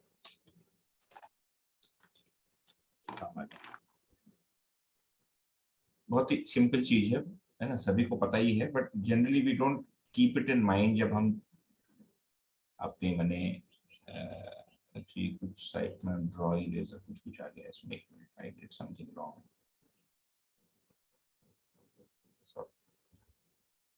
right.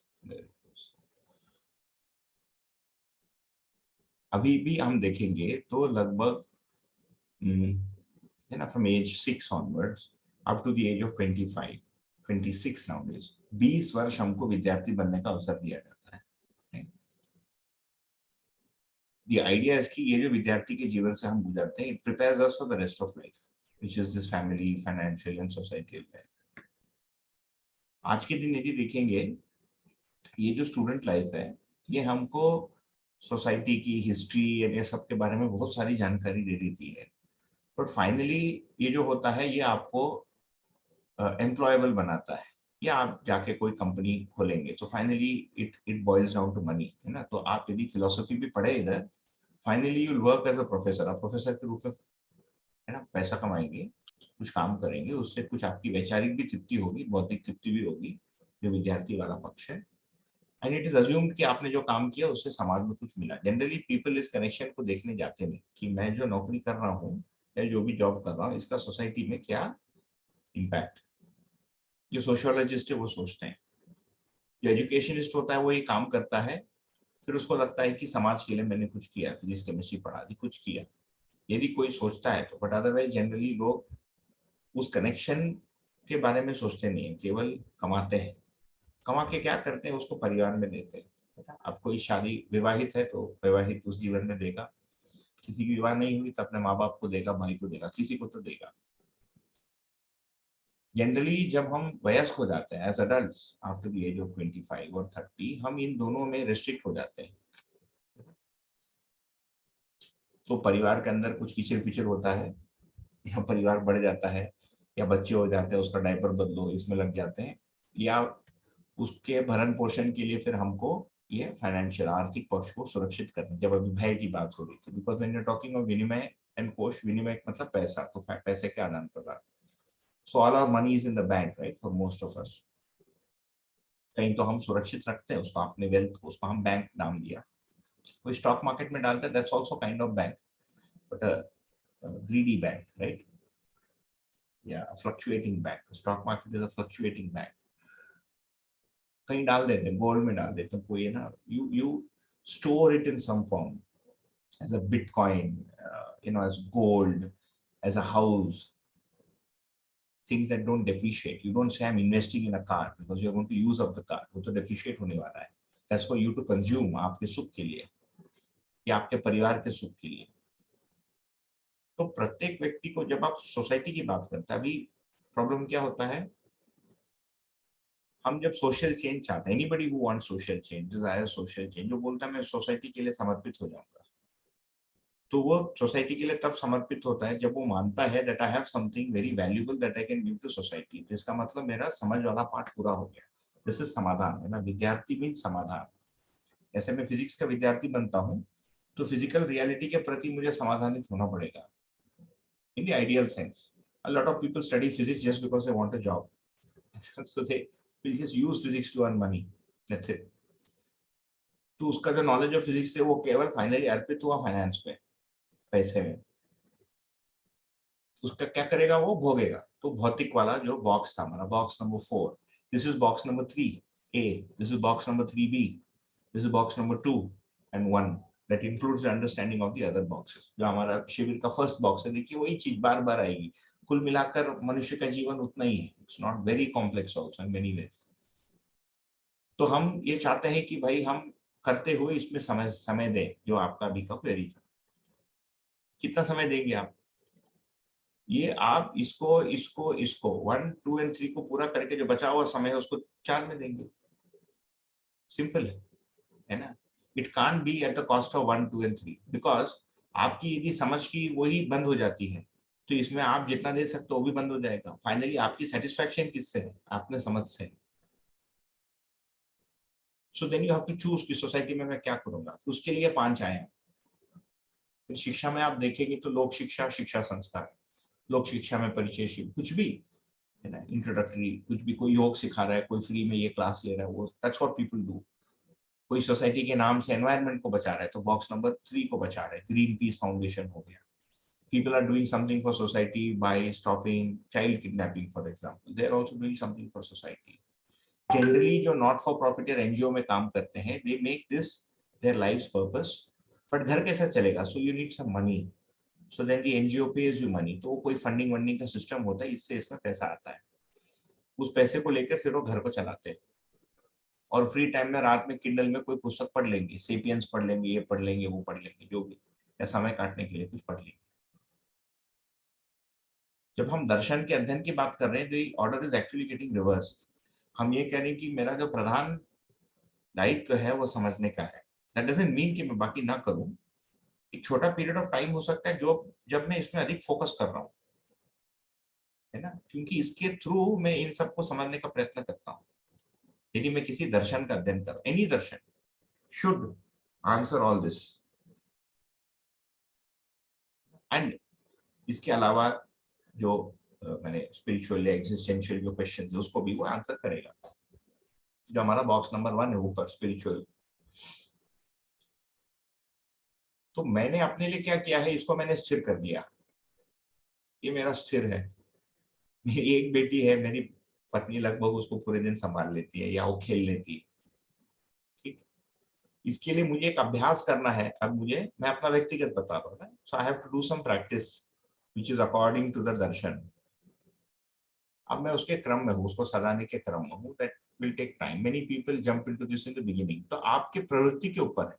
So the answer to your thing is, और response is not an answer. जो रिस्पॉन्स है आपने जो कहा है, उसके लिए रिस्पॉन्स ये है कि अभ्यास या प्रैक्टिस अकॉर्डिंग टू द दर्शन क्या है। सो दिस दर्शन शेज आपको कर्म अभ्यास करना है। स्वदन बोल के कंसेप्ट में हम आएंगे। So that is a separate अभ्यास। एंड दूसरा है, मेरे पास रुपी का साइन नहीं है। The world understands money as a dollar sign, means to earn money, means या saved up, one of the two, या स्पॉन्सर्ड, है ना, सेव्ड अप या स्पॉन्सर्ड, कुछ भी। स्पॉन्सर्ड कोई भी कर सकता है, आपकी पत्नी कर सकती है, पिताजी ने कर दिया, समाज ने कर दिया। सो फाइनली जब हम समाज सेवा में पूरा टाइम करते हैं and you get paid for it, actually society is paying for it in some form. ये स्पॉन्सर कर रहा है आपकी इसको,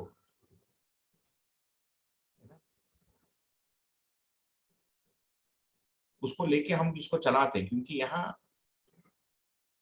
एक तो कुछ भौतिक खर्चे हैं, खाना पीना, this is the basic things, right. फिर आपके लाइफस्टाइल के अनुसार आप किस कंट्री में हैं। जैसे आज के लेट अस से, I don't know whether Kevin has joined, let's assume he joined, वो अभी जर्मनी में बैठे हैं ना। अब वहाँ की जो लाइफस्टाइल है, जो बेसिक मिनिमम लाइफस्टाइल जिसका मनुष्य अभ्यस्त हो गया वहाँ के शहरों में, उसको पूरा करने के लिए जितना रिसोर्सेज चाहिए, इट्स अ लॉट। तो उसके अनुसार जितना पैसा चाहिए इज गोइंग टू चेंज। उसके लिए फिर कितना एफर्ट चाहिए इज गोइंग टू चेंज। वो मिनिमम थ्रेशोल्ड वहाँ डिसाइड हो रहा है।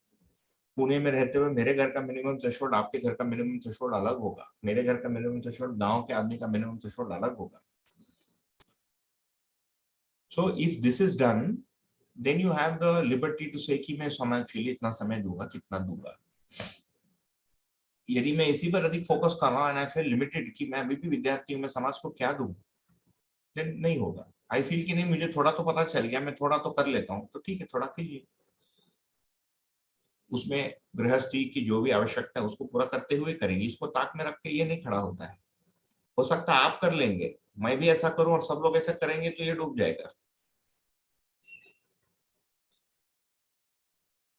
तो आज तक मनुष्य जो सोचा भी ना, अभी भी देखिए वर्ल्ड की जो थिंकिंग वो कैसी है। द कैपिटलिस्ट सिस्टम अज्यूम्स कि जब तक फाइनेंशियल स्थिरता है तब तक ये स्टूडेंट, विद्यार्थी जो है, ये आपका बौद्धिक जीवन है ना, बौद्धिक, हिंदी में आ गया, let me go there and make it, या ये बौद्धिक के ऊपर वाला।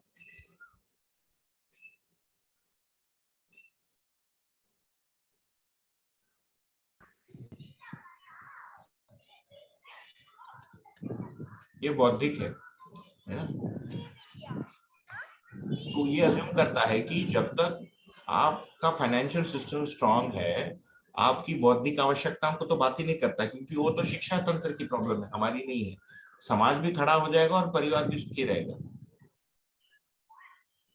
And to some extent it is true, क्योंकि परिवार सुखी रहने के लिए समाज की स्थिरता और आर्थिक स्थिरता, कुछ बेसिक जो इंफ्रास्ट्रक्चर है उसकी cleanliness, ease of doing business है ना, ईज ऑफ सिविक लाइफ, ये सब आता है। अभी कल ही आज पुणे के टाइम्स ऑफ इंडिया में आया वर्ल्ड्स 10 हैप्पीएस्ट सिटीज है ना, या best places to live in, not happiest city, best places to live in.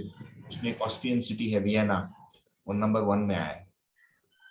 Zurich है स्विट्जरलैंड में, वो दूसरा है। कैलगरी है कनाडा से, टोरंटो है, एक जापानीज सिटी है। Most livable cities in the world. Bottom 10 में you have all these African and Asian and Middle Eastern countries, Afghanistan, Kabul. There's no stability, right? You're getting bombed. So दर्शन क्या कह रहा है? दर्शन ये कह रहा है कि दिस इज द क्रम 1, 2, 3 and 4। हर व्यक्ति में समाधान, हर परिवार में समृद्धि, समाज में अभय है ना, which will include many things। So परिवार में समृद्धि, ये तो संबंध और समृद्धि दोनों चीजें आ जाएंगी। तथा पर समाज, तो हमको फिर ये तय करना पड़ेगा कि ये तय करना पड़ता है कि फिर हम अपने जीवन शैली में कितने में किसमें कितना समय देंगे। इसमें कुछ मिनिमम समय है, वो उसके फेस के अनुसार होता है। You can not bring it down. जैसे आपकी अभी अभी विवाह हुई है, you can't be telling your wife of 3 days कि मुझे जाके 7 दिन का शिविर लेना है। You have to spend time with her, है ना, वही न्याय है। ठीक है जी, जी थैंक यू सो मच, मुझे बहुत मदद करेगा ये। और इसके पहले जो मैंने कहा था, मैंने ये कहा था कि एज अ स्टूडेंट, मैं कब तक स्टूडेंट हूँ? जब तक मैं जागृत नहीं हो जाता, जब तक समाधान नहीं हो जाता। उसके लिए समझना पड़ेगा कि समाधान का तात्पर्य क्या है। मैं बोल देता हूँ बढ़िया से चीजों को, ये समझ का एक स्तर है। उसको सुन के लोगों को अच्छा लगता है, वो भी एक प्रमाण है कि मैं कुछ तो समझा हूँ। But then I have to grade myself, है ना, कि मैं कहाँ तक पहुंचा। उसके लिए दर्शन गिव सम टूल्स, है ना। टूल्स का मतलब कुछ नियम है कि भाई हमारी समझ कहाँ तक पहुंची, कुछ शब्द, कुछ क्लूज देता है। भास एक होता है, एक आभास होता है। तो मेरी समझ कहाँ की है, कौन से स्तर की, मुझे तय करना पड़ता है। उसके साथ फिर मैं जितना भी सिंसियरिटी लगाऊंगा समाज में, समाज के बदलने का, लोगों के बदलने का, सुनने का, सोचने का, समझने का, बदलने का एक अनुपात है, उसको भी मुझे समझना पड़ेगा। So then I will rationalize my expectation according to that, otherwise I'm in trouble। मध्यस्थ दर्शन करते हुए भी मैं दुखी हो जाऊंगा 10 साल में, क्योंकि मैं बोलूंगा मैं साल में 10 शिविर लिया और एक भी आदमी आगे अध्ययन के लिए नहीं आया, या किसी को भी अनुभव नहीं हुआ। फिर किसी दिन पता चलेगा मुझे भी अनुभव नहीं हुआ, वहां पहुंच जाएंगे। वही चीज इधर भी अप्लाई करती है, परिवार में भी। मेरे परिवार में कोई समझ ही नहीं रहा है ना, मैं तब से बोलने का प्रयत्न करता हूँ। The fact of the matter is nobody is interested, and घर के अंदर समझाना सबसे कठिन है।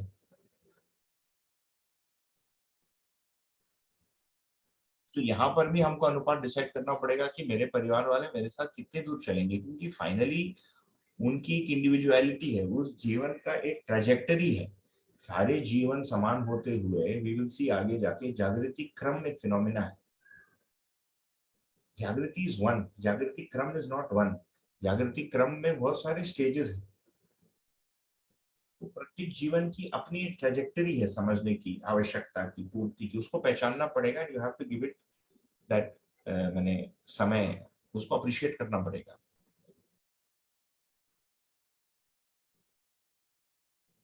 ठीक है ना। तो यदि किसी की जीवन अभी है कि दिन में 8 घंटा उनको इसके लिए करना है और कोई उपाय नहीं है, तो करना ही पड़ेगा। दूसरा, that's the reality of today.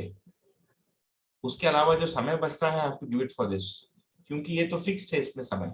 इसमें एक आध घंटा ऊपर नीचे कर सकते, you can walk out of the family, right? हाँ, if you are unmarried and you are listening to this, then just make hay while the sun shines. जितना चाहिए अभी पढ़ लो, क्योंकि बाद में ये सारा will catch up. The moment you get married, your expenses are 3 times, not twice, because बहुत सारा पैराफर्नैलिया आ जाता है which you otherwise don't need as an individual, and that part of जो लिविंग है वो फिक्स्ड है, वो आज भी मैंने जो दर्शन नहीं करता उसके लिए भी वो उतना ही लागू होता है जितना आप हमारे लिए लागू होता है।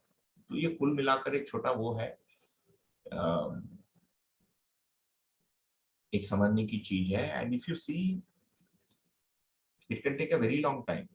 मैंने आप इतना सेव अप कर लो कि आपको काम ही करना नहीं पड़े, that you retired, it takes a lot of time, या a lot of help from family, या लक इन द फैमिली कि यू है ना, लक का मतलब your family ends up happens to have a lot of wealth, money,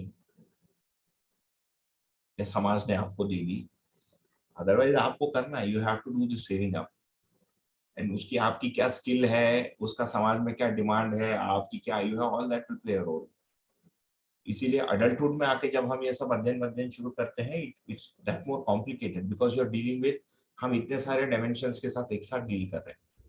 जब students के साथ काम करते हैं, एक यंगस्टर होता है, एक बैचलर होता है, तो its life is simpler for him, he still has some time, इसको करके इसमें यहाँ पर करना ही पड़ेगा आपको। अभी 7:30 बज गया तो मुझे बंद करके अपनी बेटी के पास जाना ही पड़ेगा। आई कांट से मैं समाज के लिए रात को 11:30 तक शिविर ले रहा हूँ, एक दिन 2 दिन ठीक है, I can do it every weekend, ठीक है? जी भैया जी, बिल्कुल, थैंक यू सो मच भैया जी।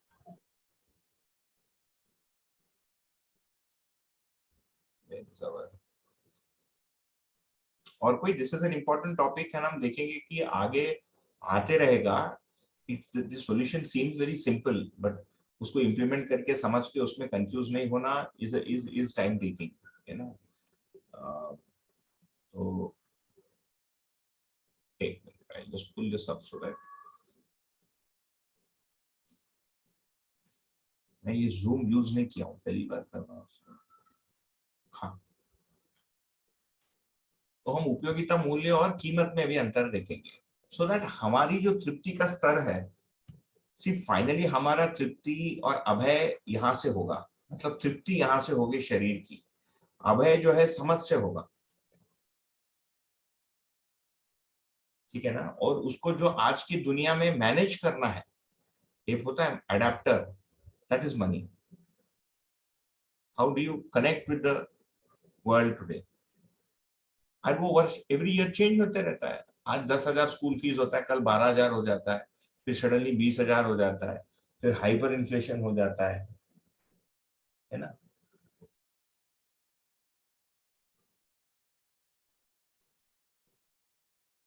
अभी श्रीलंका में हो गया ना हाइपर इन्फ्लेशन, भारत में हो ही रहा है, सब्जियां 1.5 गुना 2 गुना हो गई। तो कुल मिलाकर यदि हम अभी समझ के जगह यदि देखेंगे, जैसे फॉर एग्जांपल वस्तु है टमाटर, है ना? तो यहाँ पर फर्स्ट पॉइंट में लिखा है देशी टमाटर, इसका उपयोगिता मूल्य क्या है? शरीर का पोषण। कीमत क्या है? 30 रुपए। सो इन द शिविर note was written tomato was selling for 30 rupees 10 years ago। अभी कभी 100 होता है, कभी 15-20 भी होता है। दूसरा हाइब्रिड टमाटर, है ना? आदमी ने उसमें हाथ लगा, अपना अकल लगाया, तो प्रोडक्शन बढ़ गई, बट उसकी जो पोषण की जो वैल्यू है, वो अभी जनरली लोगों का मानना है, बहुत सारे लोगों का, कि वो घटा है, क्योंकि उसमें जो पौष्टिक तत्व है वो कम हो गए। नाउ दिस मे और may not be true, we won't get into an argument कि हाइब्रिड टमाटर और देशी टमाटर में ना जो एसिड है और जो पूरा मिनरल कंटेंट है कितना है, but generally nutritive value of foods is going down, this is a known fact. इसीलिए माइक्रो न्यूट्रिएंट डेफिशिएंसी अभी मानव के शरीर में पाया जा रहा है। स्पेशली अभी सिटीज में दूसरी एक डेफिशिएंसी है विटामिन डी की efficiency, I think I spoke about और mentioned it. You have to get out and get some sun, है ना? यूरोपियन कंट्रीज में और कठिन है, because everything is glassed in, heated, है ना? तो धूप ही नहीं लग रहा है, एक तो धूप होता नहीं, आधा ही वर्ष होता है, उसमें भी लोग बाहर कम जाते हैं। तो हाइब्रिड टमाटर का जो उपयोगिता वैल्यू है घटा है। कीमत यदि देखेंगे आज के दिन एक्चुअली उल्टा है, क्योंकि डिमांड सप्लाई में देशी टमाटर कम होता है, तो यदि आप सिटी में देशी टमाटर खरीद रहे हैं तो 60 रुपए किलो मिलेगा, यदि आप गांव में खरीद रहे हैं तो सस्ता मिलेगा। गहने, ज्वेलरी, ज्वेलरी का उपयोगिता मूल्य क्या है एंड कीमत क्या है? कीमत में 3 क्वेश्चन मार्क है, क्योंकि 3 डिजिट्स में पैसा चाहिए कम से कम, 3 में भी नहीं 5-6 डिजिट्स में चाहिए, डिपेंडिंग ऑन सिल्वर ज्वेलरी या गोल्ड ज्वेलरी या प्लेटिनम या ब्रॉन्ज। ब्रॉन्ज ज्वेलरी कम लोग पहनते हैं, या कॉपर ज्वेलरी, ब्रास। गहने का उपयोगिता क्या है, कौन बताएगा?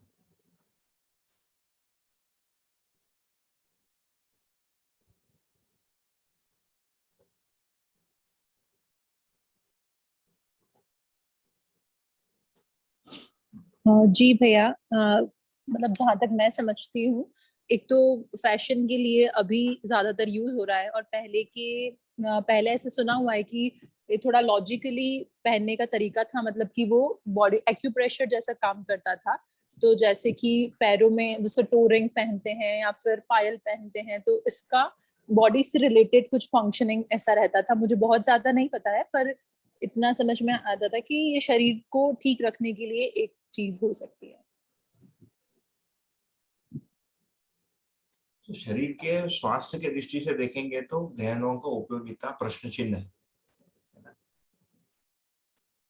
क्योंकि हमारे घर का पैसा गहने में तो खर्च हो ही रहा है, कुछ लोगों का अधिक भी हो सकता है, कुछ लोगों को ये भी अभाव हो सकता है कि गहने के लिए पैसे पूरे नहीं पड़ रहे। जीवन तो अपनी जगह ठीक है, मगर रिंग तो चाहिए ही चाहिए प्लेटिनम का। सो ये एक हमारे लिए मनन के लिए, मेडिटेशन के लिए, मनन का मतलब meditate, to meditate on this point और दिस रियलिटी, ये एक आवश्यकता है कि ज्वेलरी का क्या है। मैं केवल एक उसको एक मैंने सोच विचार के लिए मुद्दे के रूप में कर रहा, I am not making any value judgement yet, but ये दिखता है कि शरीर के पोषण को तो बढ़ा नहीं रहा है, ये तो बहुत क्लियर है। कोई एक कल्चरल ट्रेंड चली है जिसको संस्कृति बोलेंगे, और हम दर्शन के टर्म में देखेंगे वो सभ्यता में आएगा, सिविलिटी में आएगा। एक्चुअली संस्कृति का भाग कम है। हम यहाँ पर संस्कृति या कल्चर उस चीज को बोलेंगे जो समाज में जो चीजें होती है जिससे विचार पक्ष का पोषण होता है, और जो लिवेबिलिटी को मेंटेन करता है वो सभ्यता है, वो सिविलिटी है। जैसे कपड़े हम पहनते हैं, है ना, तो कपड़े में हमने ढक दिया, मैंने ऊपर का भाग भी ढक दिया है, नीचे का भाग भी ढक दिया, ये सभ्यता का भाग। मैं जहां से आता हूँ तमिलनाडु में, मेरे गांव में लोग ऊपर कुछ नहीं पहनते, केवल नीचे धोती पहनते। मेरे खुद के विवाह में मैं ऊपर कुछ नहीं पहना था, no shirt, only dhoti. But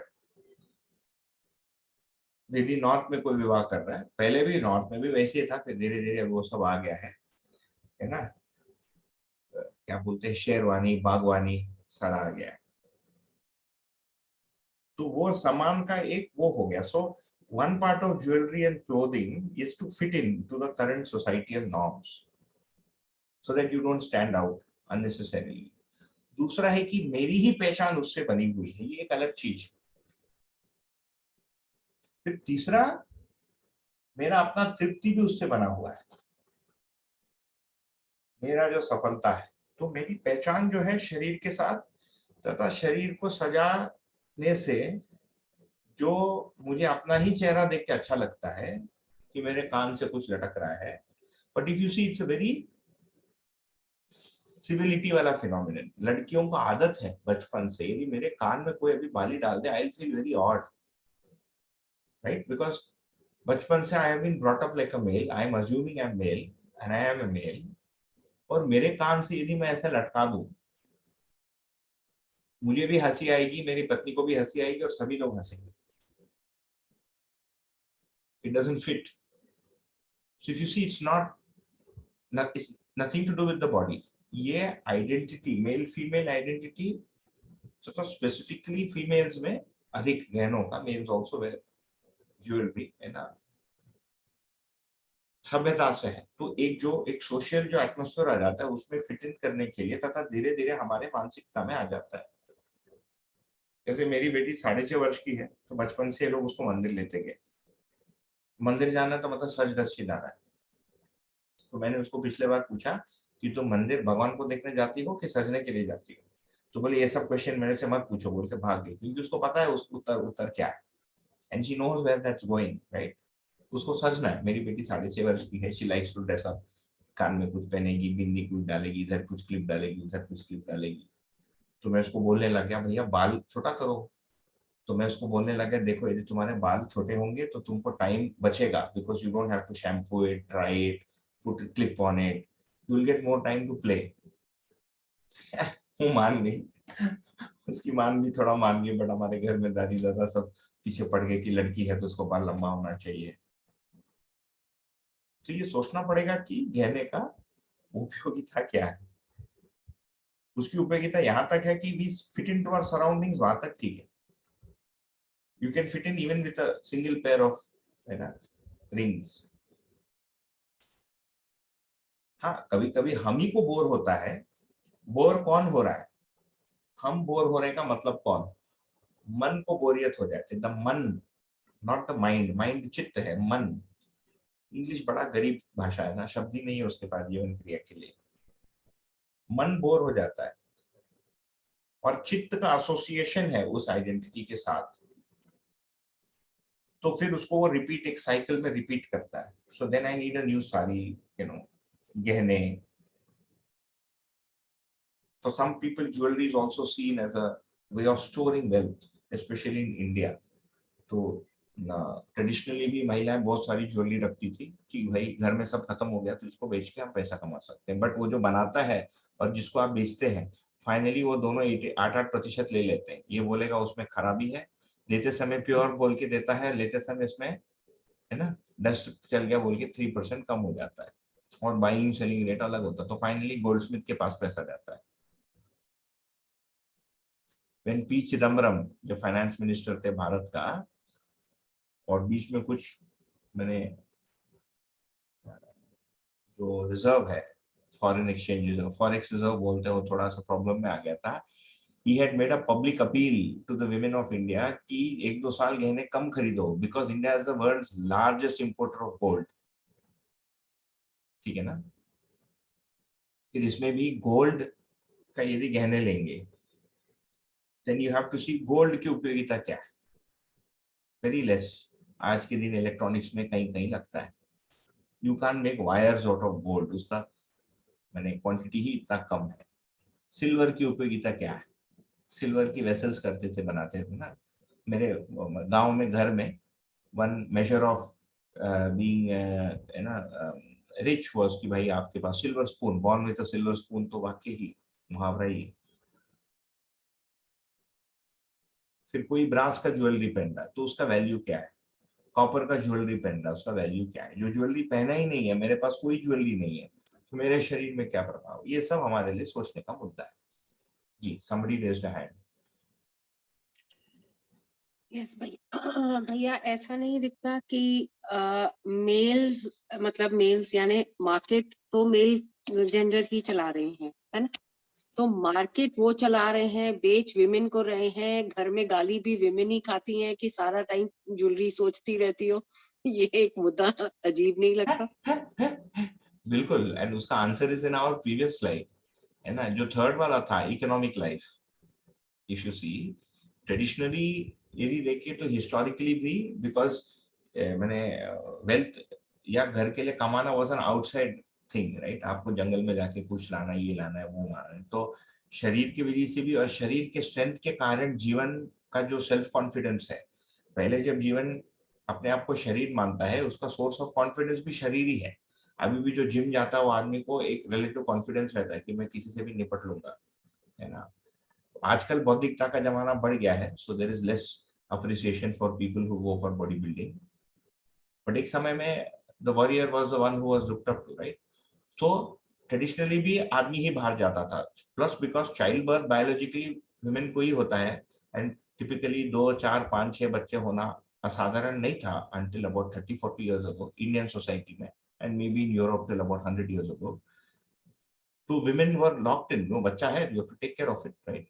And उसके आगे वाले बच्चे भी है, नेक्स्ट वाला भी आ रहा है, एंड घर के जो काम काज है, तो ओवरऑल यदि देखेंगे तो महिलाओं का लाइफ घर के अंदर सीमित हो गया एंड पुरुषों का बाहर जाके करना। तो और जब मॉडर्न वाली ये आई तो ये वाला सिस्टम कंटिन्यू किया, बिकॉज फिजिकल स्ट्रेंथ अधिक है, तो बाहर भालू है, बेड़ है, बकरी है, भाग गया, पूरे दिन घूमना है, तो फिजिकली भी, तथा because of biological birth reasons, and because biologically birth होता है तो विमेन का महिलाओं में स्नेह तथा ममता के भाव भी ऑटोमेटिकली आते हैं, जो पुरुष को डेवलप करना पड़ता है। तो बच्चों के रेयरिंग के लिए वो ज्यादा उपयुक्त है अपने आप। तो फाइनेंशियल वाला भारी था। So you are right, and jewellery is sold by men to women. बात तो सही है। The question is not about men or women. If the men were wearing jewelry, we'll be taking their examples. The question is, जो हम गहने पहनते हैं, it is for our reflection. इसकी उपयोगिता क्या है? Just a thought, right? कि वो शरीर के लिए है, सम्मान के लिए है, उस चीज की उपयोगिता है. Is it to store something? And we can think over it, reflect over it. है हमारे पास है तो हम रखे रहे. That's not a problem.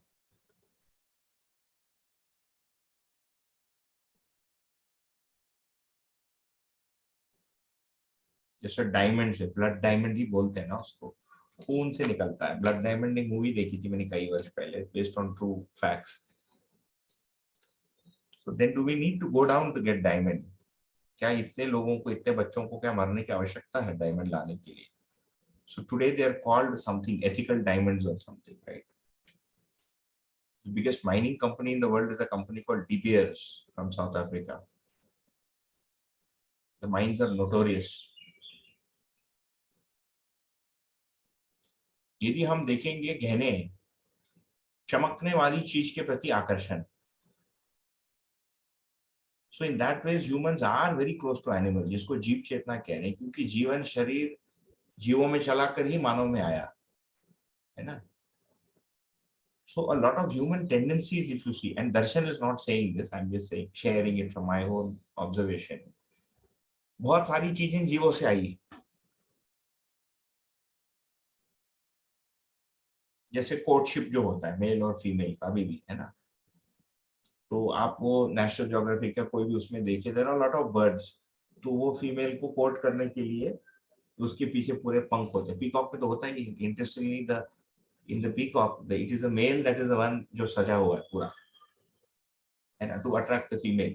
तो वो अपना पूरा खोल के दिखाता है, अट्रैक्ट करता है, फाइनली अपने स्पीशीज को प्रोपेगेट करने के लिए। हम आगे देखेंगे वंशानुषंगीयता के लिए उसको करता है।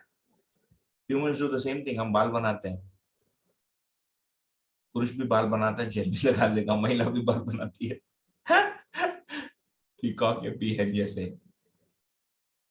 एक दूसरे को अट्रैक्ट करने के लिए। तो रूप, हमने 4 चीजों को देखा, we have not yet come there. रूप, गुण, स्वभाव, धर्म, कुछ लोग परिचय शिविर कुछ पढ़े होंगे तो सुने होंगे। ये 4 लेवल्स है रियलिटी के। अभी मानव रूपात्मक विधि से आकर्षित होता है।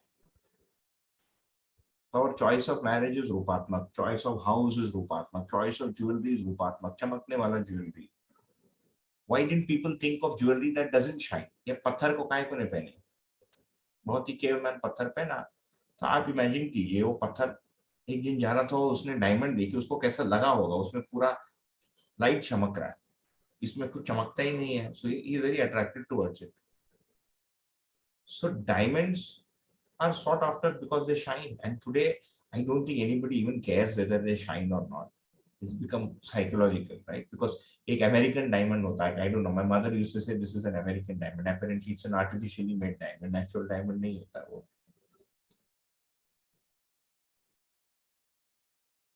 Gold, what if gold didn't shine and was available in the same quantity as today? मान लीजिए gold short supply में है, but it did not shine, क्या वो ज्वेलरी बनता? चांसेस आर लेस, नहीं।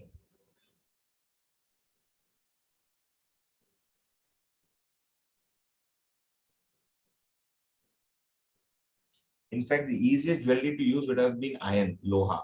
इतना इजीली अवेलेबल, और अभी आदमी ने स्टेनलेस स्टील भी बना दिया। सब लोग बढ़िया स्टेनलेस स्टील ज्वेलरी पहन लेते हैं, वो खराब भी नहीं होता है। Stainless steel to shine, see this is stainless steel, it has a shine.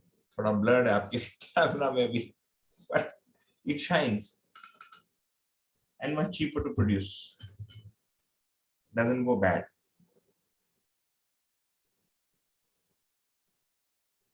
तो बहुत सारे हमारी जो अभी के जो हैबिट्स हैं जो हम कॉपी करते आ रहे हैं पहले के हिस्टोरिकल रीजन से, कुछ बात जीवन का उसका मान सम्मान के साथ कंफ्यूजन, आकर्षण जो है मन से है।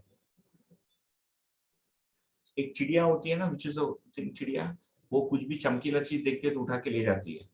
कहानियों में पढ़ते थे पहले, there is a bird that does that, if you leave jewellery on your window sill वो उठा के ले जाएगी।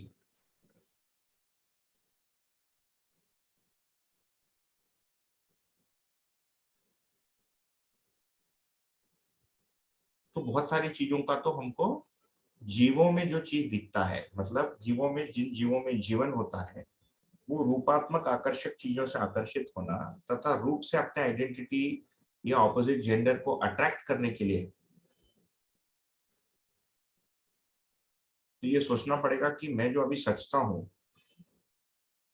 वो मैं हेल्दी रहने के लिए सचता हूं, is it for hygiene and health, is it for preference, is it for identity, और इज इट टू अट्रैक्ट।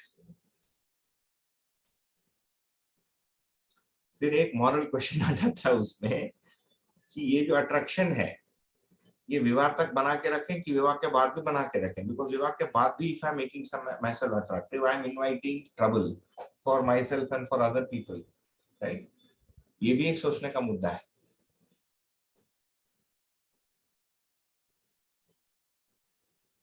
ये यदि मैरिटल लाइफ में बने रहना है, I should make sure that I don't become so attractive that I attract people to my door step. वो पहुंच ही जाता है ना किसी विधि से, फेसबुक से रिक्वेस्ट आएगा, इंस्टाग्राम से रिक्वेस्ट आएगा, चिट्ठी भेजेगा। पहले लोग चिट्ठी भेजते थे, आजकल फेसबुक में फ्रेंड्स हो जाता है, उसके बाद वो अफेयर हो जाता है। तो ये सब हमारा शरीर के साथ जो जीवन का, शरीर के साथ जो तदाकार होना है तथा जो आइडेंटिटी कंफ्यूजन है तथा बाहर के वस्तुओं के चमक, रूपात्मक भाग। We don't wear jewellery for their properties, we wear it for the form, for the roop. See, you eat गेहूं for the property, right? टमाटर खाते हो हम शरीर के लिए, because it's going to give you some nutrition. ये हम रूप के लिए करते हैं, यानी कोई उपयोगिता नहीं, मनुष्य के स्वास्थ्य के लिए कोई उपयोगिता नहीं। सभ्यता का भाग हो सकता है, एक छोटा भाग, otherwise it has no value और समाधान, समृद्धि, अभय और सहअस्तित्व जो मानव लक्ष्य, जो मेरा भी लक्ष्य है, एक सोचने का मुद्दा है। So I won't beat that point too much, है ना, वी गो अहेड। दूसरा शॉल, एक शॉल को देखें तो शरीर संरक्षण, एक स्वेटर कीमत 300 रुपए से 1200 रुपए, 20,000, 30,000, if you are looking at a pashmina shawl may be 8,000, 10,000। एक शहतूत शॉल आता था, वो बैन हो गया है ना, जिसको माचिस के अंदर रखते थे, छोटे मैच बॉक्स के अंदर शहतूत का शॉल डाले जाता था, वो डेयर ही गायब हो गई, लोग मार के खा गए उसको। दूसरा है नानी का दिया हुआ शॉल, ग्रैंड मदर का दिया हुआ शॉल, शरीर का संरक्षण मिला, बट उसका भाव पक्ष भी साथ में है, इसकी कीमत क्या है, प्राइसलेस। तो यू कैन सी, जैसे ही भाव पक्ष जुड़ता है, जीवन की कोई चीज जुड़ता है, कोई aspect, you cannot place a value to it. You will place it, है ना, यदि लालच हो गया, somebody says give me your नानी का दिया हुआ शॉल, मैं तुमको 50,000 रुपए देता हूँ, maybe you will part with it, because then you will feel कि क्या है ये, भाव मेरे में रह जाएगा, शॉल चले जाएगा और पैसे आ जाएंगे।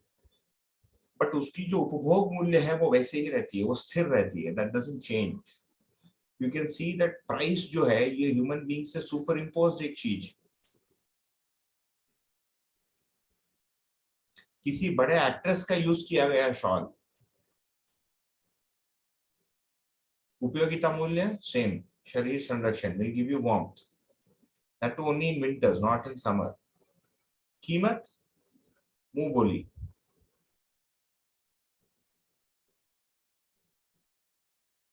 वैसे ही साधारण जीन्स, साधारण मतलब अच्छा जीन्स बट नाम किसी को पता नहीं, है ना,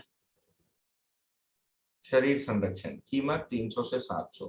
branded jeans, assuming of the same material, शरीर संरक्षण, प्राइस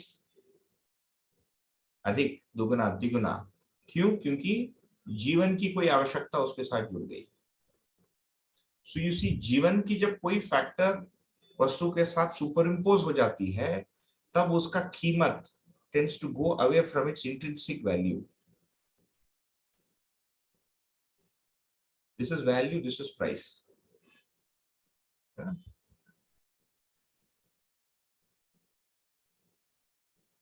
अच्छा, ब्रांडेड जीन्स में भी इंटरेस्टिंग, जैसे इंडिया जैसे कंट्री में the brand has to be Christian sounding या European sounding.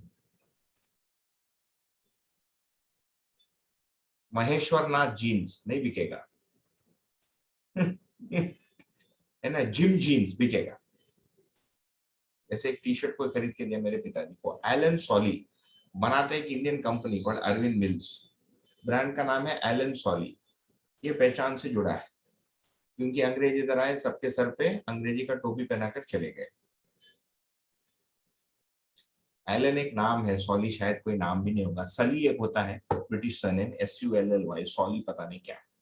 Louis Philippe French name, Louis LOUIS, S silent है फ्रेंच में।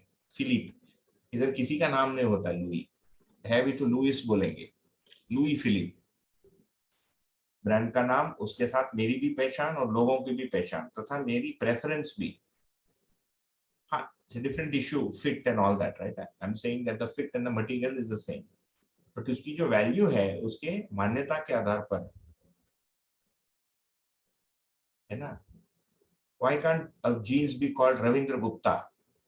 It's an Indian name. Nobody will buy jeans that's called Ravindra Gupta. I just made up the name, right? So somebody is by the name Ravindra Gupta, it's not about you.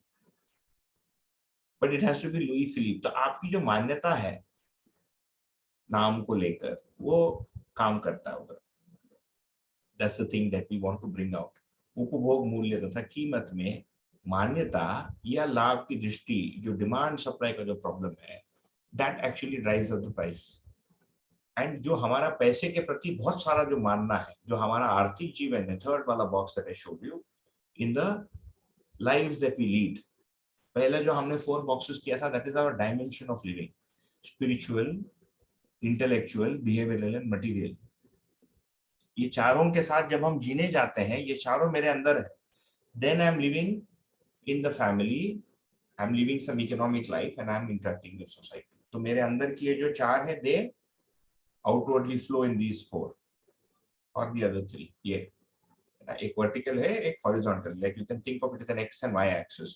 X axis में spiritual माने आध्यात्मिक, बौद्धिक, व्यवहारिक और भौतिक, यहाँ से हम चालू किए। Now we are looking at, जब मैं जीता हूँ तो ये इंडिविजुअल के रूप में मेरे अंदर ये सारी मान्यताएं है ना, कल्पना जीवन में।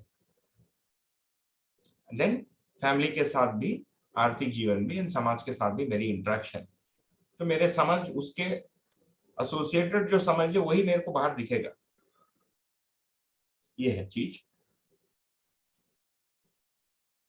जैसे सोफा है ना, बैठने के लिए, शरीर संरक्षण, जमीन में बैठ के घुटना दर्द करता है, 4,000 का कोई सोफा मिलता नहीं है ना, मान लो 20,000 30,000 रुपए।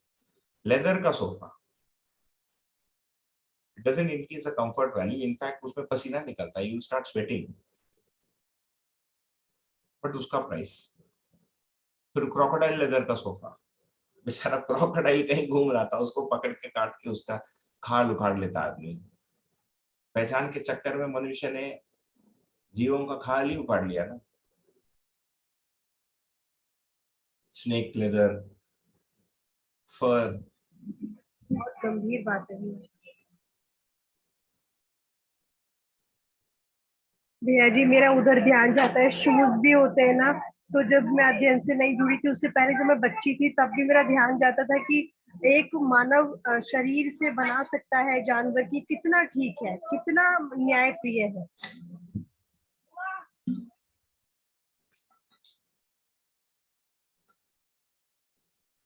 चप्पल, शरीर संरक्षण, पैरों का संरक्षण, 250 रुपए में। अभी मैं जो चप्पल पहनता हूँ 250 का, हो सका 800 900 1000 रुपए, 2000 तक भी होता है चप्पल, 2500 3000।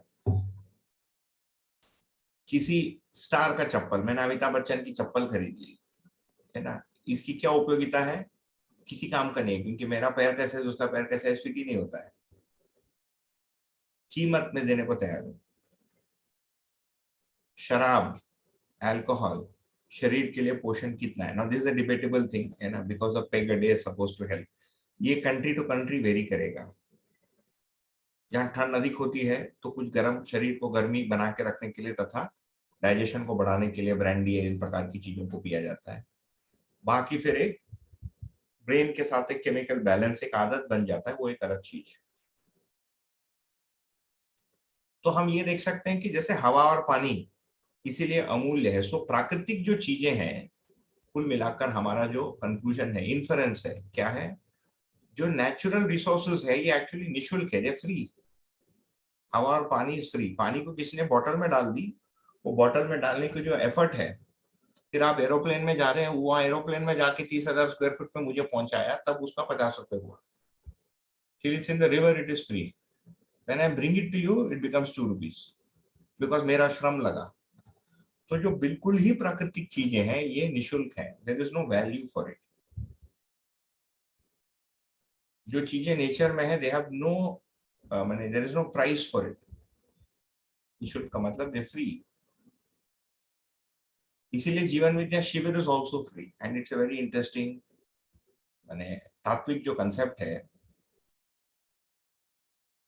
क्योंकि ज्ञान का कोई कीमत नहीं है। ज्ञान कैन नॉट बी प्राइस्ड, क्योंकि वो भौतिक वस्तु नहीं है ना। I am not giving anything physical.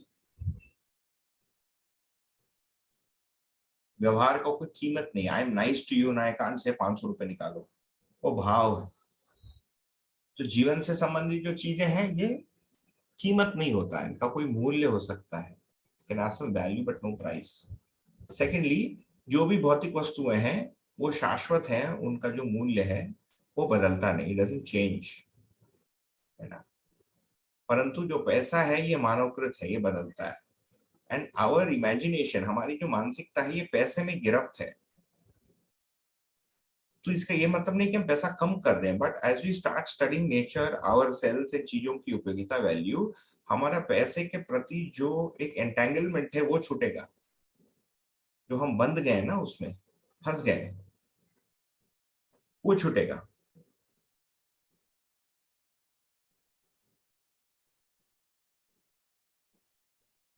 तो पैसे के पीछे मान्यता है। एक तो कितना पैसा लगता है, this is decided by the economics of that state of that time, है ना। अर्जेंटीना में हुआ था हाइपर इन्फ्लेशन, तो एक वो आया था, एक आदमी एक व्हील बैरो भर के पैसा लेके जा रहा है एक लोफ ब्रेड खरीदने के लिए, सूटकेस में भी नहीं आया, इतना हाइपर इन्फ्लेशन हो गया था। Some crazy number, some 10,000% or something, and they blame the World Bank for it, IMF for it, policy, International Monetary Fund। वो एक अलग कहानी है ना, इंटरनेशनल इकोनॉमिक्स। बट एक तो ये डिसाइड कर रहा है कि आपको कितना पैसा चाहिए, सेकेंडली आपकी मान्यताएं डिसाइड कर रही है। एक तो सम्मान से जुड़ा कुछ खर्चा है, कुछ भावनाओं को पूरा करने के लिए खर्चा है, और प्रिय स्वयं की छवि अपने ही आंखों में बना के, I feel good about myself when I wear clothes of a particular kind, which is okay, should continue to do that, don't obviously take off the clothes, but उसको सोच के समझ के देखना पड़ेगा कि वो कहां तक ट्रू है। We want to find out what's true. ये एक बड़ा चीज है।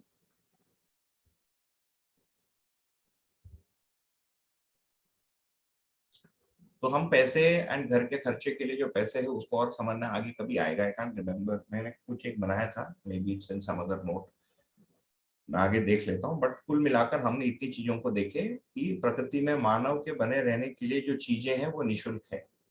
मनुष्य के शरीर के बने रहने के लिए धरती, the earth is free, the soil is free, air is free, water is free।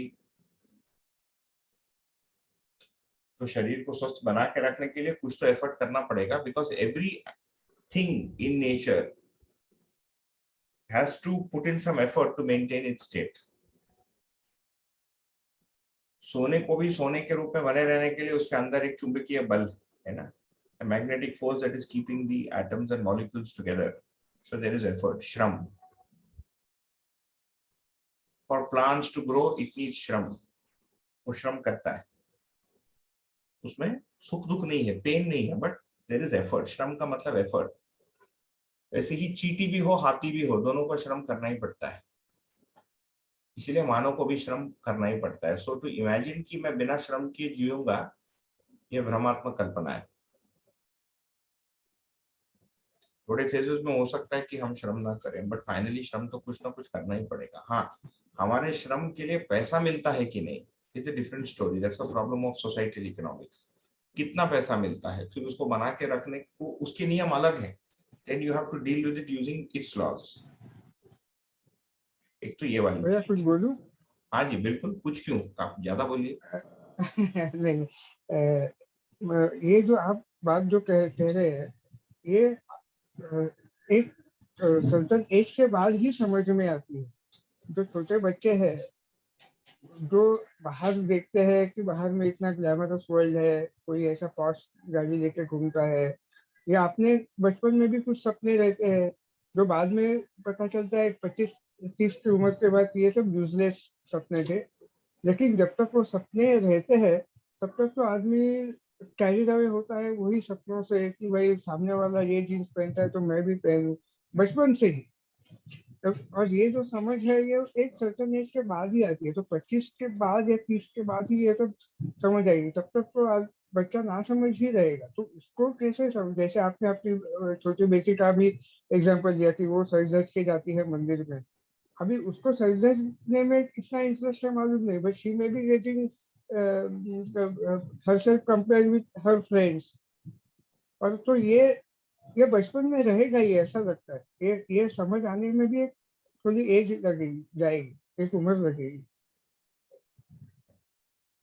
नहीं बिल्कुल, बट इसके दो भाग मैं मतलब कहना चाह रहा हूँ कि एक तो जैसे लाभ की चीज है, तो लाभ की वृत्ति बच्चे में नहीं रहती। जैसे मेरी बेटी को लाभ क्या पता नहीं, she doesn't know what is profit, उसको प्रॉफिट का कंसेप्ट ही नहीं है ना।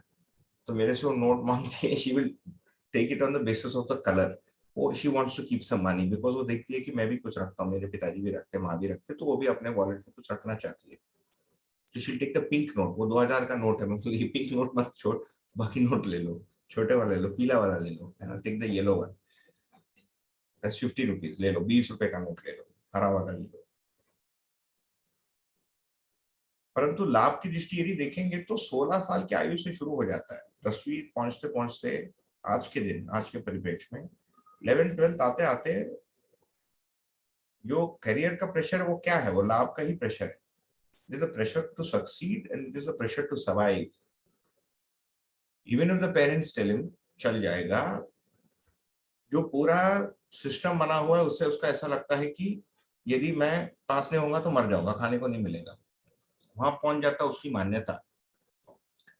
तो जब तक सिस्टम ऐसे बनी हुई है ये प्रॉब्लम्स रहेंगी, परंतु यदि ये इस इनपुट को यदि हम दे पाते हैं, वो बच्चे को वो ध्यान में तो आएगा कि ये दोनों अलग है, एंड आज की दुनिया से निपटने के लिए इसकी आवश्यकता है, ये डिस्टेंस वो बना लेगा। एक तो ये वाली बात। So I would put the age a little earlier, around 16 and 17।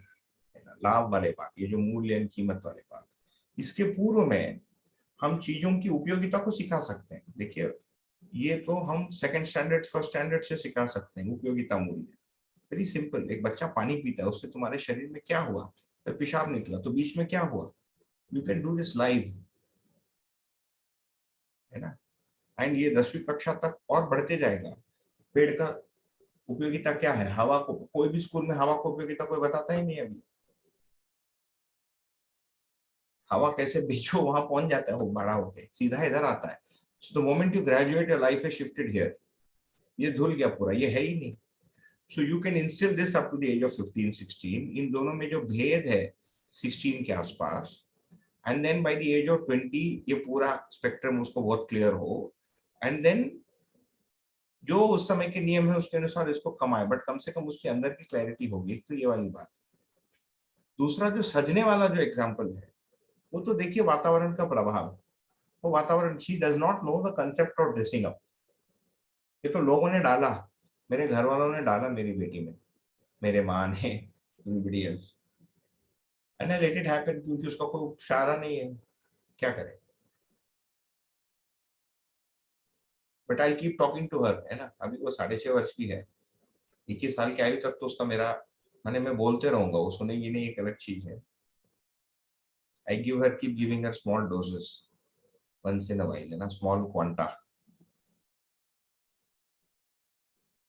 फिर वो अपने पूर्व शरीर यात्रा से भी जो लेके आया है उसका भी प्रभाव रहेगा थोड़ा। बिल्कुल, वो It कितना may take some time to adjust या and to understand the aptness of what you are saying just now. बिल्कुल बिल्कुल, वो मैंने कहा ना, जागृति क्रम में एक सच्चाई है, उसको भी समझना पड़ता। हमारे ही घर में 2 बच्चे हैं, एक बच्चे को चीजों के प्रति बहुत आकर्षण है और एक बच्चे को बहुत कम है या नहीं के बराबर है। ये तो पूरा संस्कार का ही।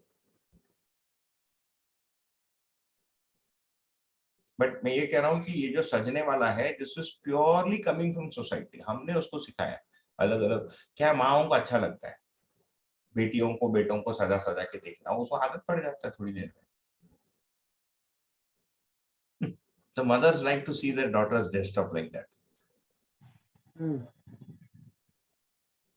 especially girls, है ना। लड़कों के लिए यही बोलते हैं कि बाल कम रखो, इधर इस आईब्रो के ऊपर। वो छोटा बेचारा लड़कों को इतना गंदा हेयर कट देते हैं, 25 रुपए 50 रुपए का हेयर कट कराते हैं, क्रॉस एंड कुछ, उसको कोई सेंस ही नहीं है उसके बाल का। लड़कियों के लिए सुपर केयरफुल है ना, अरे देखो इसके बाल की क्या हो गया है। क्या हुआ था, my daughter she hated haircuts, right, when she was very young. वो छोटी तो बहुत रोती थी।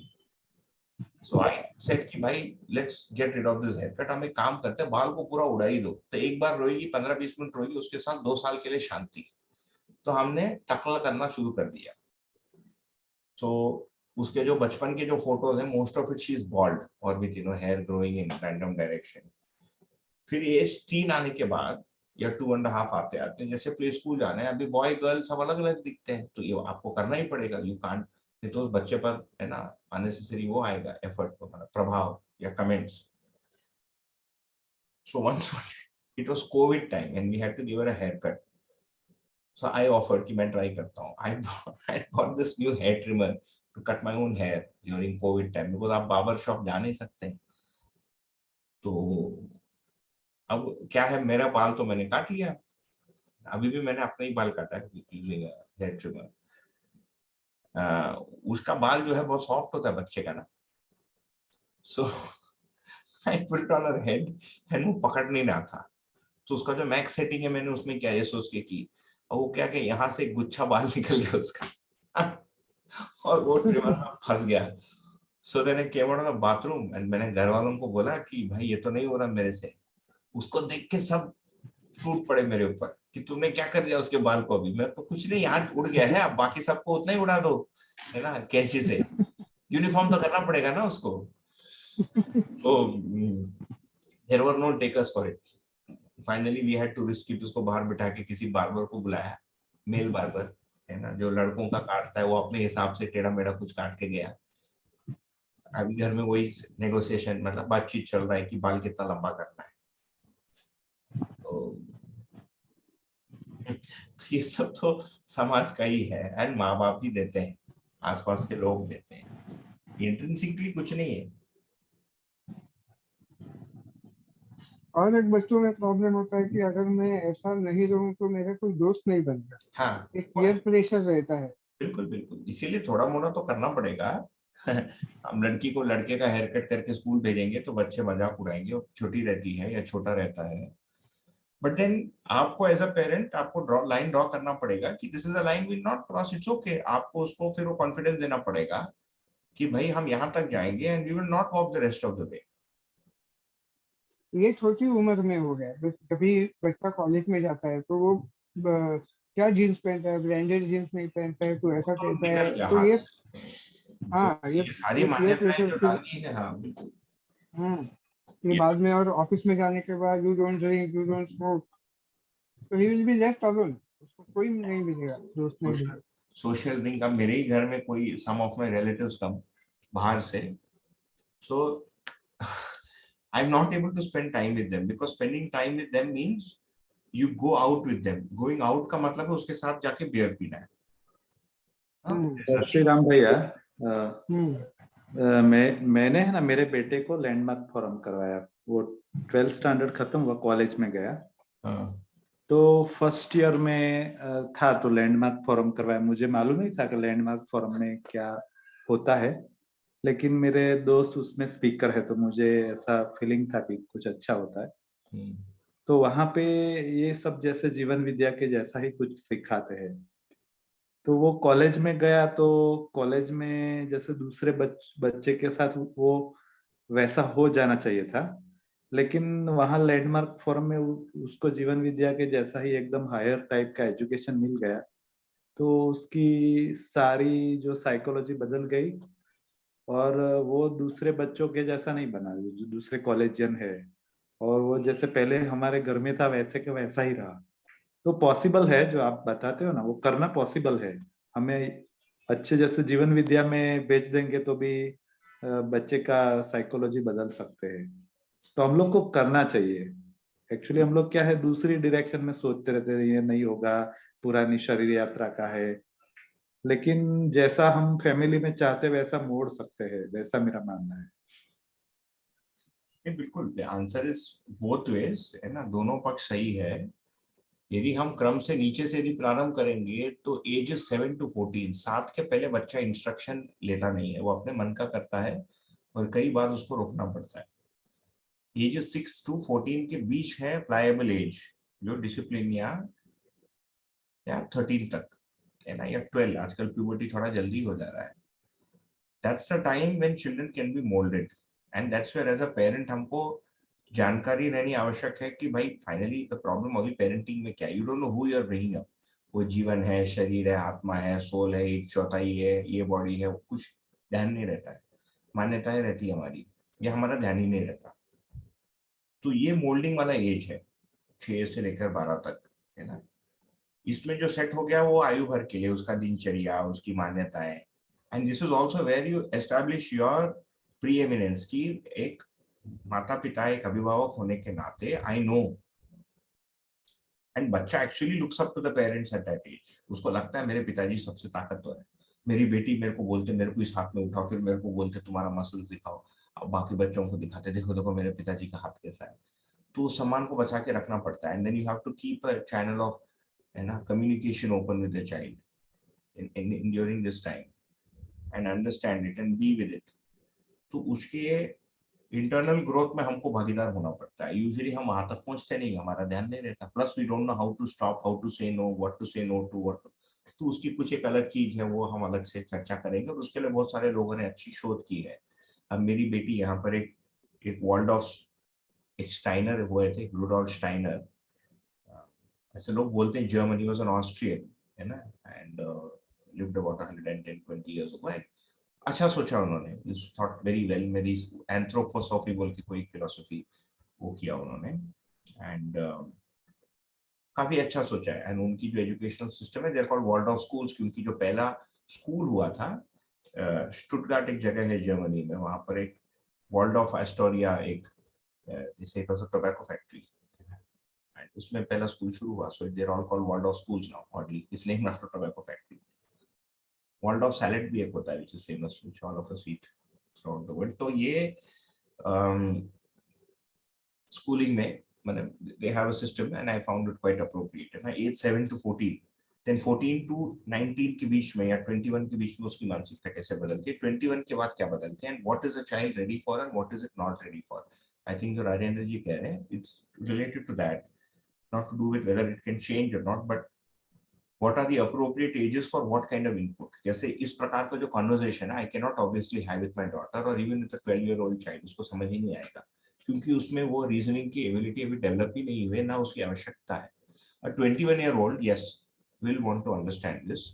Many 21-year-olds may shut off या switch off if you talk about something like this, because उनकी जो अपनी मान्यता है उसके साथ वो मैच नहीं करेगा, तो वो स्विच ऑफ हो जाएंगे, है ना। मान लीजिए एक आदमी स्टॉक मार्केट में पूरे दिन खेलता है, उसको अच्छा लगता है स्टॉक मार्केट में खेलना, उसके साथ यदि मैं सीधा इस टेबल पे बात करूं, वो तो बंद हो जाएगा अंदर से, because I am threatening his whole life, his whole existence, the basis of his existence, right.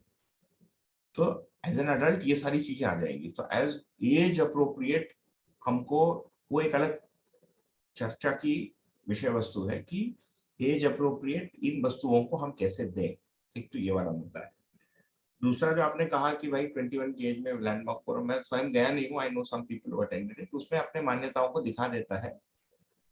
It has its own repercussions, उसमें और कुछ प्रॉब्लम हो जाती है आगे when people continue, that's a different story, so we won't go into that. But हाँ, मान्यता के अनुसार आप चालित हैं, ये वाली चीज तो आ जाती है। लैंडमार्क फोरम की जो टेक्निक्स है, it's run as a business now, Landmark international.